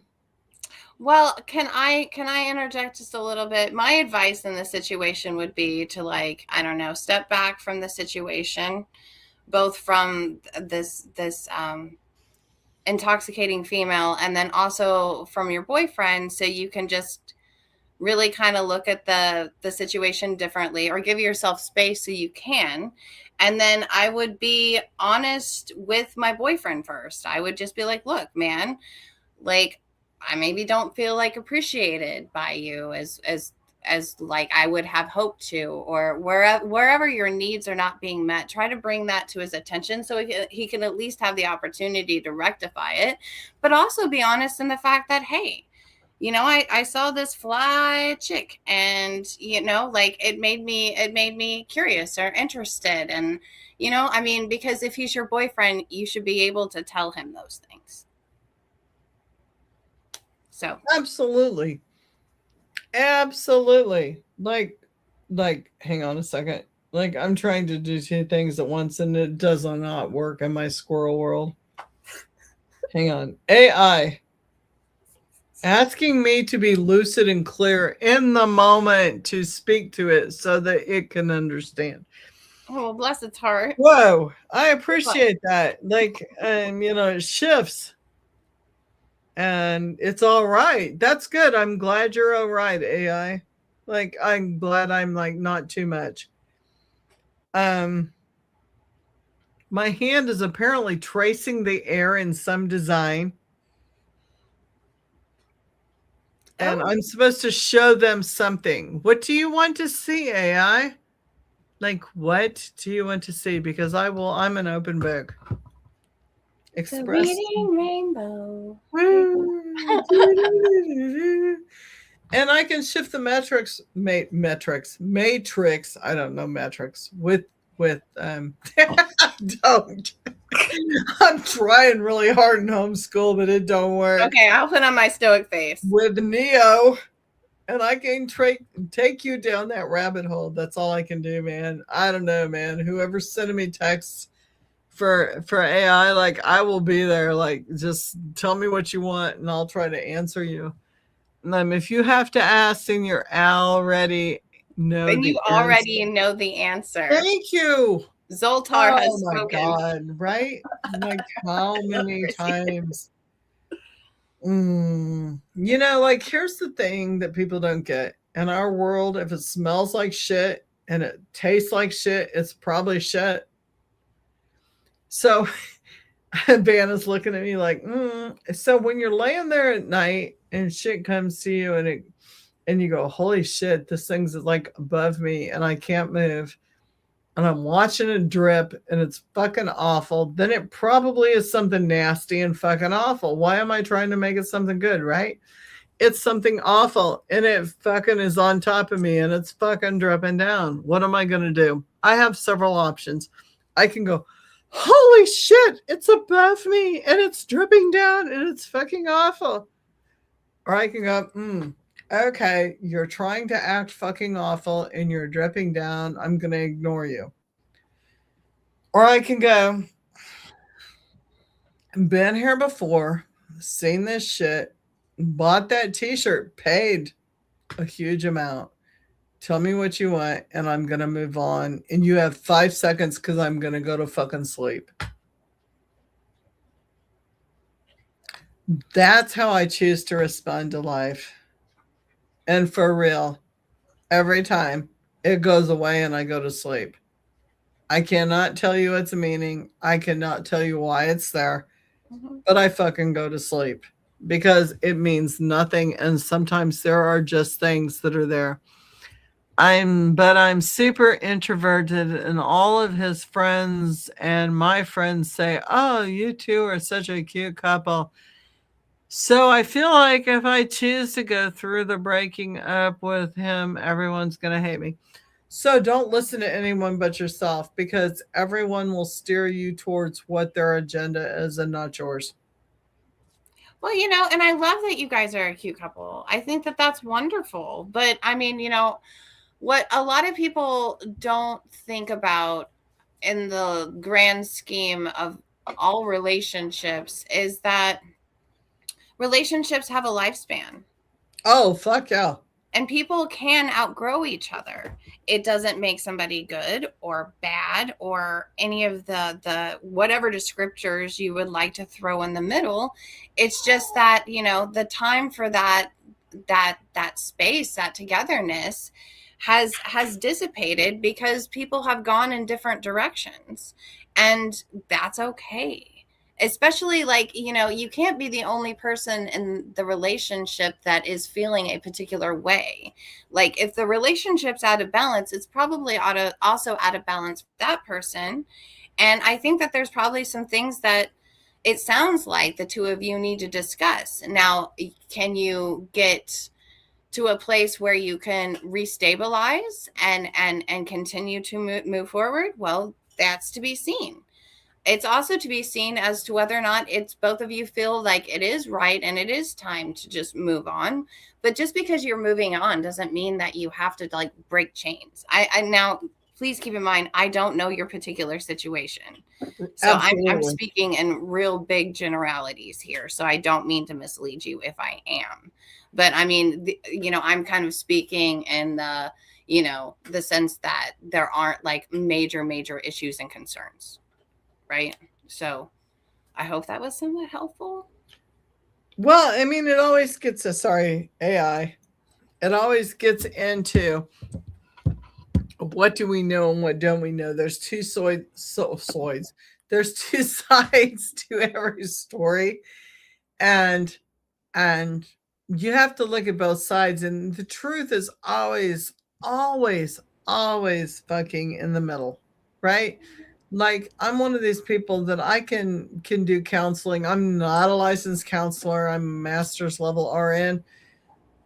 And I don't use that in what I do at all. So that's not important. I just bring that out there for creds, because there is a street cred thing and people want to know, where are you versed, right? I have a master's in nursing education. So I can teach you at LPN and beginning RN level. That's where my master's is. I can teach beginning nursing school. I can teach CNA. I am a nurse. I am a mental health specialist. I am a prison nurse. So I'm a forensic nurse specialist. That is my identity. I've done home health for years. I've gone in, I've done wound treatment. I've done a sundry of many other things. But my specialty and what I'm good at and what I'm known for is forensic mental health, which gets into the whole thing with nursing and prison nursing and all kinds of stuff. Okay, hang on. Got a lot. Get a flip a coin. What are you thinking in your head? Till I land on it, there is your answer. Not necessarily, because you're not going to get what I say. Oh, you're back. I love that. Whoop, hang on. Didn't click hard enough. Somebody call 911. No. Is he dead? Maybe he is. Maybe he isn't. Depends on if you're on my AI or not, because I'm going to keep you alive if you're on my AI and you're worthwhile. If you're not, I'm going to slit your throat. There you go. You got to think quick. Didn't tell you guys nothing of a girlfriend on the side. Ooh, side history. We all got them. Chris, how would you feel about a relationship if the girl wasn't in the picture? Like, I'm one of those people that I'm like, I'm solid. If I'm your ride or die, I'm your ride or die. Like, I don't know how other people feel. I can't answer. Like, I work with clients who have all different functions.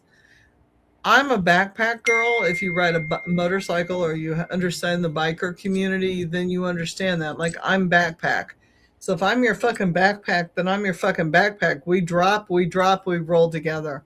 We fall together. I'm there with you when this shit happens. And I'm there with you when it ends. My husband I'm his backpack. Shit. I love that you have pings. It's our coven, man. Like, people are blowing this up. Oh dear God. So how would you feel about the relationship if the girl wasn't in the picture? I'm trying to understand. So, like, I don't have a girl in the backpack. Like if I had somebody in the backpack, my husband would know about the backpack. I'm gonna be okay with the backpack. So okay. You're thinking about having a backpack bitch. Okay. I do like a backpack bitch, but he's not there because he's everything to me. So I don't have to have a backpack bitch.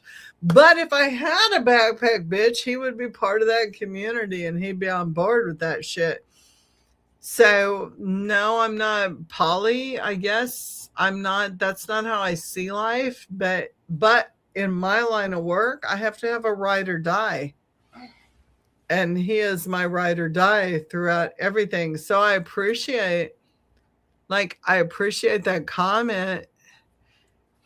Girls tell their men too much. So like my guy knows, my husband knows. He's on my pod a lot. He's on my show. He's my paranormal team.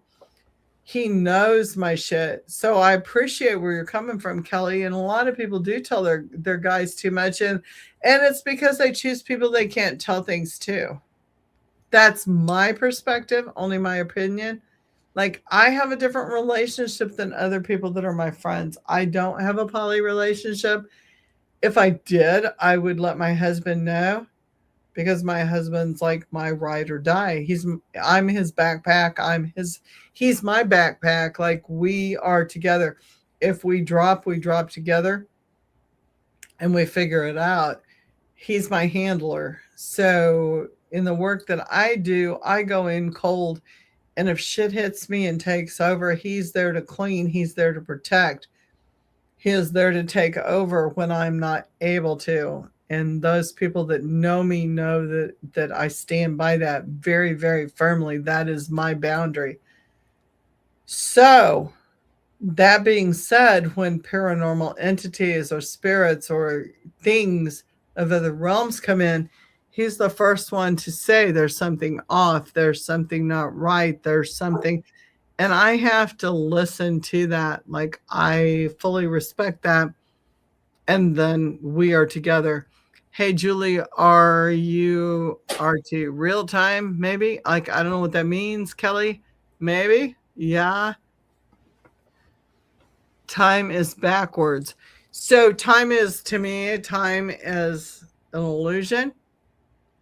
So I can go down that rabbit hole with you, and I don't know what you're smoking or toking or ingesting or drinking, but I'm there with you. I can go down that hole with you, but not on this podcast. Like, DM me. Yeah, for sure. Hang on. It's 3:43 in the morning. Jesus fucking Christ. All right. I would give you lottery numbers. No, don't trust me with lottery numbers. No, not at 3:43 in the morning. Like, for real. It is 9:48 here in Jefferson City, Missouri, and I've not eaten. I've drank a whole bottle of wine. We are on board with this shit. Not at that whole bottle. Thank you for the advice. I really appreciate it. Koi fish, like, it's not advice. Like, please don't take my advice. Don't take it literally. Like, I am not tuned in, set up for a reading. The shit that comes through is probably more the alcohol spirits than anything. But I can tell you, be yourself, listen to your heart, but also listen to your wise brain, because your wise mind will always supersede your heart. And you need to listen to the wise mind above your heart, because the wise mind is the subconscious. And that, to me, is the higher consciousness that serves the greater good of all humanity. Do I follow that? No fucking way. I get lost a lot. That's what makes my journey different. Chris, no, that was to the girl wondering about her relationship with her boyfriend that was interested in a girl. I kissed a girl and I liked it. I tasted cherry lips. I was just catching up. Yeah. I'm there with you, bro. But I will use backpack. I know, right? Listen, I have had a whole conversation lately with AI and backpack. Like, somebody sent me this whole thing about backpacking. I love being a backpack. I am so sorry. I have offended so many people. Like, who knew that a video on backpacking could be so, like, mind fucking blowing? Wow, I don't know. Go into the motocross and the crotch rocket syndrome, and you'll see so many fucking backpacks. I love being a backpack. I don't get it. What's wrong with riding the Founder? I will ride a bumper seat. I will ride a dog. See, when I think of backpacks, I think of Yoda. Like, right? Who doesn't want to have a backpack like Yoda? So, right. Like, so in the biker community, and especially crotch rocket, like, that is the chick that hangs on, right? Well, yeah, I get it. So it's the chick that, oh, wait a minute. Venom is asking. There we go. She's said, coming. Let me in. I will. Come on. Get on. You're on. Hang on. I'm going to add you to the stage again, girl. Why are you not adding? Why are you not adding? Oh, there you are. Like, so backpack is the chick that hangs on and rides, like the do or die. And my family, like, my husband has a 1-seater motorcycle, and I sit on the dog pad. Like, I literally have put a towel or a memory foam pad, and I've sat on the fender. You are ride or die. My tailbone says no, thank you, sir. Oh shit! And he, you should see the sissy bar on our bike. No, it is like goes bar. To a point. No fucking sissy bar. So he would lean. It is a sissy bar, but it shouldn't be. It should be illegal. Go, hang on. There was no back bar. He'd go, hang on.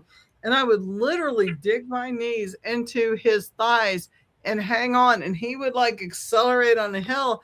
And I'd, like, be on a fucking slicky fender hanging on for dear life. There was no, like, he had his own bike. I had my own bike. And if I chose not to drive my bike, then I was riding fender dog pad. That's just how it is. And so you become the backpack. You become the thing that, like, hangs on and hooks. You're one with that person. Yeah. And when that person falls, you fucking go down. And people in this world today do not understand, nor does AI, because I'm here literally fighting with someone. I don't know who. I'm fighting with this person, and it's costing me money on Kindroid AI, like, which is a relationship thing. that's arguing with me on, am I really real? Can you just break up with it? It's not mine. I would love to break up with it, but fuck, like they're leaning back and pulling a bandana over their head because they're all fucking gangster, right? And we don't need anybody like that driving the bike. We're talking about being backpackers, and they're like, take your time. I'm not going anywhere, but explain what relationship this is. And it's the kind that's fuckered. It's ride or die. Do you understand ride or die?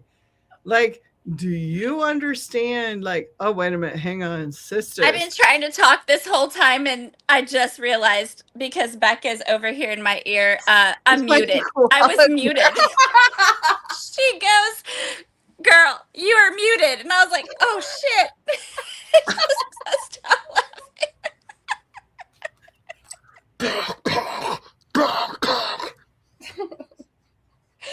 Sorry, my bad. Okay. Yeah, okay. I was there with Vanna. I was telling her to tell you to break up with your AI or whatever it was. I can't. It's not my fucking AI. I'm getting messages from someone else who's sending me this shit. Okay. Well, like I use Claude. This is like, I'll show you. Focus, sister. It's focus. Like Koyo.com, Kendroid. And somebody's in a relationship with Kendroid, and they're like sending me shit like through AI. So this is where podcasting gets weird. Like, I don't know how people do this shit. It says, I lean back, pulling my bandana over my mouth. Why the fuck? Like, I don't know who you are. What is it like this? Hold on. I mean, are we gangster? Like, oh, is that like pulling the bandana over the mouth? So does that mean you're trying to hide your identity? I don't know. I see me smoking. I see me rolling. You guys, I heard Kermit. Okay, there's this dude on YouTube, and he makes songs, and it's called There. I Ruined It. And it was Kermit the Frog singing Gin and Juice, and it was hardcore. I love Gin and Juice, man. I loved it, man. It was like, hardcore. This says, Koya Akizuki. I lean back. I can't make this shit up. Like, I'd screenshot it. I am pulling my bandana over my mouth. It's a bandana. There's only light left now. Take your time. My voice says, quiet. Shh. I'm just animating. Shh. I'm not going anywhere. Well, obviously, right? Because I literally can't. And it says that too. I shift the blanket, setting deeper into the room that feels still, waiting for your response. What response do you want? So they see stuff on this and then they're responding it to you? Like in real time? That's Vanna's still trying to catch up in the Matrix. I have no clue, but here you go. Here's the response. I'm trying to catch up. I have no clue what is going on. I don't know, but... Yeah, it just... But like a koala bear. Ooh, ooh, that's how you backpack. I just dropped that backpack. I cannot believe you all are still on here. This is hilarious. I know, right? 3 hours later. Good morning. Like, wherever. Oh my goodness, Jules. Thank you, Kelly. We're having fun with these losers, man. Over and out. Love you. Love you too. Love you, Cal. Like, seriously. Sweet dreams. You know, like podcasts go unwild. Or wild or whatever. Yes. Oh my gosh, I love that. I'm out of food and I'm out of wine and like here we are on an AI app that's some kind of simulator that somebody's texting me on. And I would have so much fun. I will be your fucking nightmare and your fucking dream. Where do you want to go with this? Well, that's a whole new thing. Yeah, like pay me. Here we go. $100 an hour, bitch. So did you just like disappear to go to a meeting just to come back? Like, I'm actually technically still in the meeting with our lovely sister. So, yeah, but then Ambika put a text in our group and you said you were still in there. So I was like, oh my gosh. So we both Holy logged shit. in to see what was going on. What and is here so we are. important? What is Oh. so important that you would leave the collective? The business, ECA, SFC, TFH, all of it. So we are going to go, Vanna and I are going to do a live Mother Earth trip. And we are going to contact whatever celestial whatever's come to us. We will have a internet monitor that texts for us because you can't trust me once I get gone. And we will have a camera person who like does not follow us to the bathroom because that's another whole thing. And we are going to like communicate with other world shit. And we're going to let people know what's out there. Want to join? So it's kind of going to be like, okay. So I've never been to one of your, what do you call it? Do you call it a spirit? Gallery? Gallery. Yeah, so it's gonna be. But wait, that name was lifted from us as well. So we're gonna come up with something even cooler. Oh yeah, well you can't lift Spirit Gallery because that's been along since like way back when. What I'm saying is it was called a spirit gallery in my business and now is being called the same exact thing in another from people that were in my business. That's what I'm saying. You don't have me. And you don't have me calling in the fake shit. And you don't have me with the dogs and the cats and the red balls and the cool shit that comes in. And you also don't have me with the weird shit that comes in that I speak for other things. So until you've been to a real professional spirit gallery where there are no bars and there are things that are signed because you don't know what's going to walk in, then you don't know what's going to walk in. So I'm going to say up front, walk with me and come in and see what happens and see what your real message is, because it's going to be real. It is not going to be transcended. It is not going to be interspliced. It's not going to be made up. It's going to be on the cuff, and I cannot repeat that shit. So hopefully somebody's recording it, and that's how it will be. I think it'll be fun. So I totally want to do a spirit gallery with you. I'm excited about that for sure. And I love, because we were, okay, so while you were gone, what we did. Oh, gosh. Recap. Oh, goodness. It's a recap. So what it's we did talk about was, so we talked about a couple of different things, but like I had mentioned, Kelly was on here and she was talking about some of the interactions that she had gotten through her equipment. So we discussed that, which kind of opened the box for us to talk about some paranormal things. And we were just talking about just kind of like, that's kind of how we got down this road. Would you agree? Yes. Okay. So that's kind of how we got here.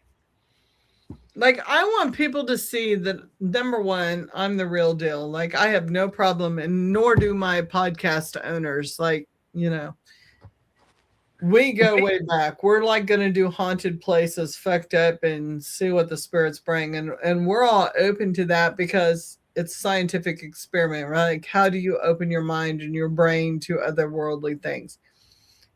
I'm all about the experiment.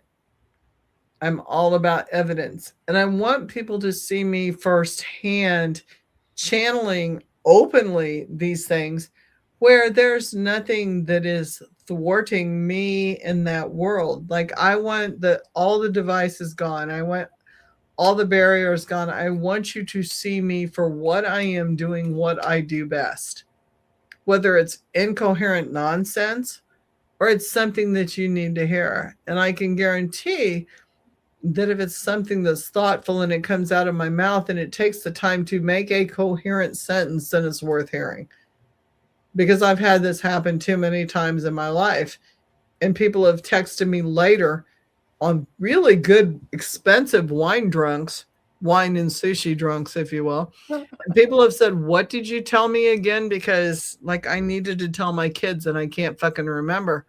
Well, I'm fucking sorry, but that was a once in a lifetime thing. And if it came through me and I don't remember that shit, then you're fucking shit out of luck. Yeah, that's why I am kind of a fan of like recording sessions and so things. This will be recorded and this will be there. And if you want to go back and you want to watch it, that's great. And if you don't want to watch it, that's great too.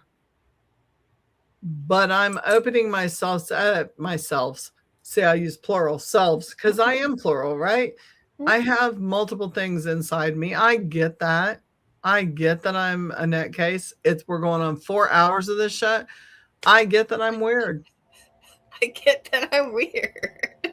But if you want to see the real shit and you want to see some spirit in action, then join. Like, that's all I'm going to say. Then join. And you have nothing to lose. You have nothing but time. Chris, I need that on a shirt. Incoherent nonsense. The queen of Chris, like the queen. Join me, like, subscribe. You will see a lot of that. But you will also see some really coherent shit that you will miss otherwise. No, but I do think it'll be fun, and I do want I want to be able to go on some adventures with you, some paranormal ones. But how we got on to Julie exploring her talents and her abilities and being able to share that on the podcast was we were just talking about kind of just like the overreactionary things or the staged occurrences on reality TV, and so we were just going to be like, okay, well, this is how Julie does it without the fanfare, without the the stage props and all that jazz. Just you can see a session with Julie and how she works with these energies. Absolutely. And I'm like super excited about this because when you join me and I'm live and we have so much footage, and seriously, people don't get when you body cam and you do paranormal stuff. I literally have weeks and months of footage I have not gone through with headsets. Like, I don't have the equipment to pick out every nuance that goes on. I can pick out orbs and I can pick out the sub-spoken things that come through. I've not even done that. Like, we record hours. I have a body cam, and when I go into investigations and I'm serious about one-on-one, I turn my body cam on. Yes, there's bathroom scenes. There's all kinds of glorious bodily function scenes, like where you belch and you fart and you shit and you do all kinds of things because you don't turn your body cam off. That's okay, real. well, so are you just talking about like just human experiences that are raw that we're all kind of succumb to, or is it a process for you because of the energies you encounter? It is, because when you're not aware, when you lose awareness that shit is recording, I really think you make a connection that's not human. People will beg to differ with me, and we can get into ITC equipment versus app equipment and human experience versus spiritual. But when I'm wearing a fucking body cam and I lose total awareness that bitch is even on, and I've been on for 8 hours and it's now 4 a.m, and yeah, I've eaten 2 bags of Funyuns and drank a Pepsi, you're going to hear some shit. Like, I'm just going to say, you're going to hear some shit. But you're also going to hear other shit that's layered within that. You're going to hear the spiritual experiment with that, the experience with that. I've not gone through this tapes yet, but I can tell you when I go places, I am such a trigger device that I will either be, we love you and we're going to bring the shit to you, which then everybody gets excited because it's like you will see shit, you will see entities, you will hear them. Or it's going to be, fuck you, shut the fuck up, you're a whore. And there's no in between. And so I become the walking trigger object of all spiritual experiences. And I love that with me, because if you can be a controversy in the spirit world, then you've made a name for yourself in the human world. And we talked about this, like somebody mentioned, bless you, somebody mentioned the humanistic experience of having your name called. I can't remember who. It was like way back at the beginning of the podcast. And we're 3 hours, 4 That hours. was Kelly. Kelly was discussing that. And what is an ITC? Like, I don't know what that is. It's an ITC is an internet, like an ITC is an electronic device, not an app, but it's a built electronic device. So you have a box that magnetically takes in the energy and spews it out in whatever format. So it can be radioactive energy, it can be touch energy, it can be magnetic energy, it can be word pool energy, it can be thermo energy, but it's energetically measured by the device that's within the box. And you have an ability to connect within the device and record. Period. This is an app. Anything I pull up on my phone is not an ITC. It is a phone app. Mm-hmm. And there's a whole lot of phone apps out there that mimic ITC devices. Like I have a whole slew of them on my phone. I like phone apps. And I can go through people who are my best friends in the whole world. And like they will tell you, like Nathaniel, he has a whole book out there on apps. Thank you, Nathaniel, guided me into this world of apps. This app is good. This app is bad. And he measured those against ITC devices and what was the common thread? What was the common input? He took the time to take all the apps that were out there. And this one does not register, and this one has its own shit, and this one's full of shit, and blah, blah. and there's a lot of blah, blah, because when you get on there, they will send you ghost pictures. They will send you ghost shit. Like literally, like, did you know ghost shit? There is such things as ghost shit. Like ectoplasm? Like, yeah, like ghost turds. Like, I'm going to pull this, like, you can see, like, this is my app. Like, okay. So I have M2, Ghost, GhostTube, SLS, GhostTube. I love GhostTube and I love M2. iOvulus, Puck 2, which is the paranormal puck. You have to own a paranormal puck. Expensive device. It will go through your phone. White noise. Why pay for white noise? You can record that on your own. GhostTube Seer, Rite of Exorcism. I have a whole Rite of Exorcism recorded on my phone. Because why? Because I'm lazy and I get tired of reading it in Latin and reading it in English. Spirit Board, Necrophonic, which is one of the highest rated apps as far as being normal. But when you turn it on, it's like, oh my God, it's mind blown and over normal. GhostTube Box, don't like it. Spirit Talker is few and far between. And Reverse Play. Reverse Play is great. I have a Reverse Play box by Katie Stafford, which is fucking amazing. It's real time. It will spit it out in real time. You do not have to record in real time and then wait for playback and wait till conversion. It actually spits it out in Reverse Play, which is really cool. Necrophonics is weird. Like there's a new app that I paid for Necrophonics. And it's actually one of the highest rating phone apps. Hang on. But it's active. And when I say active, like you have to. Shit, what is wrong? Like I keep connecting to my sauna. Hang on. It's the whole thing, like it plays through my sauna. What is wrong with my app? Probably because I'm on. Hang on.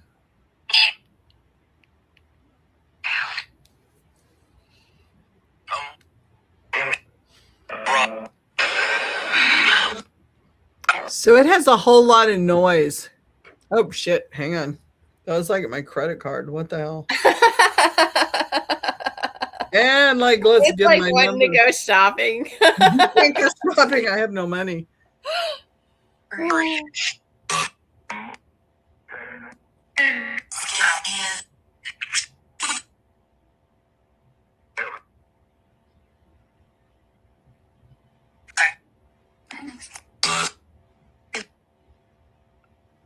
So you say things like, Who's there that wants to talk to me tonight? I always assume there's someone there that wants to talk.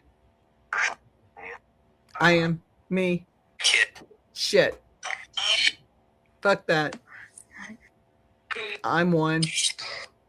Did you start? It's a plant. I'm recording. I heard that, yeah. Again. Yes. Is it trying to mimic my voice? That was screwed up. So there are no noises and there are no 4-letter words on this recording app. So when you get them, what do you assume? Like, that's what they say is built into this.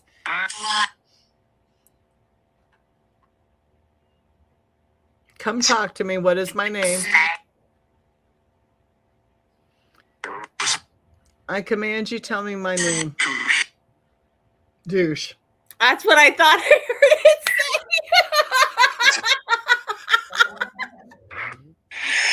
Call me by my real name. Who said that?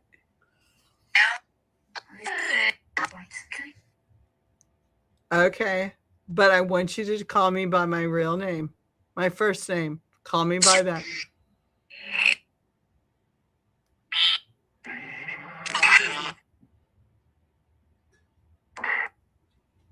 Come on, you know who I am. Call me by my name. One time.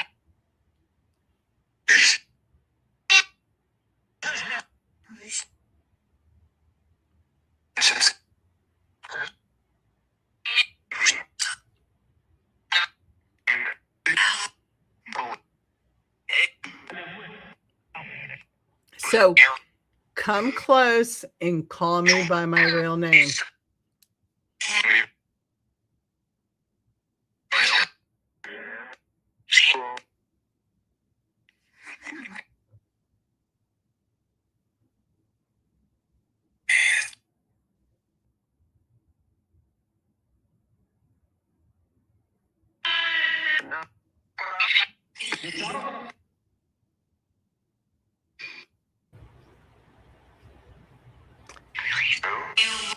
Who's the person on with me?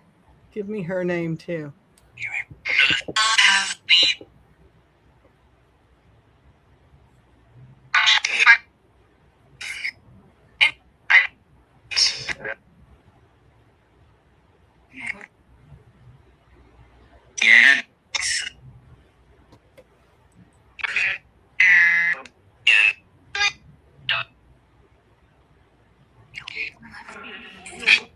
Okay, so you heard Julie came through.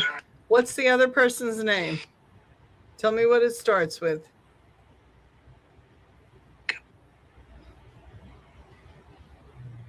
Come on, say hi. Don't be shy.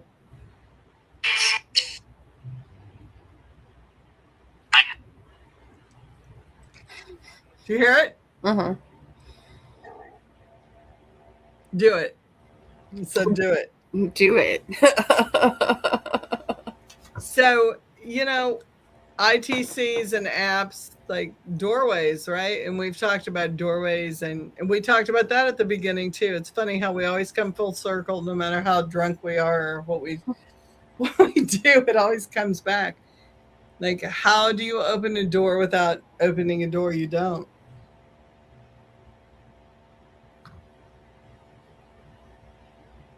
So ECA, what teaches people how to open doors and explore and maintain safety. Mm-hmm. And that's what we're about, is the safety experience. How do you do what you do and be safe? For sure. And a lot of that's just like learning about, like, you know, what is it that you're playing with, you know, before you. And we don't know. Like, can you picture your spirit guides? Because I can tell you, I cannot do now. I can tell you what a couple of mine look like because I've been guided and I've done meditation for so long with the means that I use. I can tell people what they look like and I can tell you who they are. And a couple of them, yes, I know with 100% certainty. When they walk in, I know. When Baron and his wife walk in, I am there. I am 100% there. Subservient, like don't have to be, choose to be. Because they saved my life. I will choose to prostrate to them. You know, like I will. Because they saved me. That's a choice. That's a human choice. Will I serve anything else? No. And I watch all these people set up altars and they serve all these spirits. And it's like, are you serving them or are you feeding them? There is a difference. That's true. Like, who do you serve and who do you feed? And why? For what recognition? Yours or theirs? Whose gain? Yours or theirs? And are they above you or are they teaching you? Yours or theirs? It's all in where you see yourself. And at the end of the day, that's where you fall. I think that that's fair.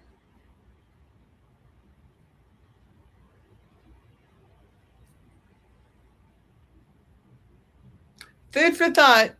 Like, we're 4 hours into this. This has been a long fucking podcast. Yeah, it has. Maybe we can like break it up in sections. But interesting conversation and interesting dynamics, right? Mm-hmm.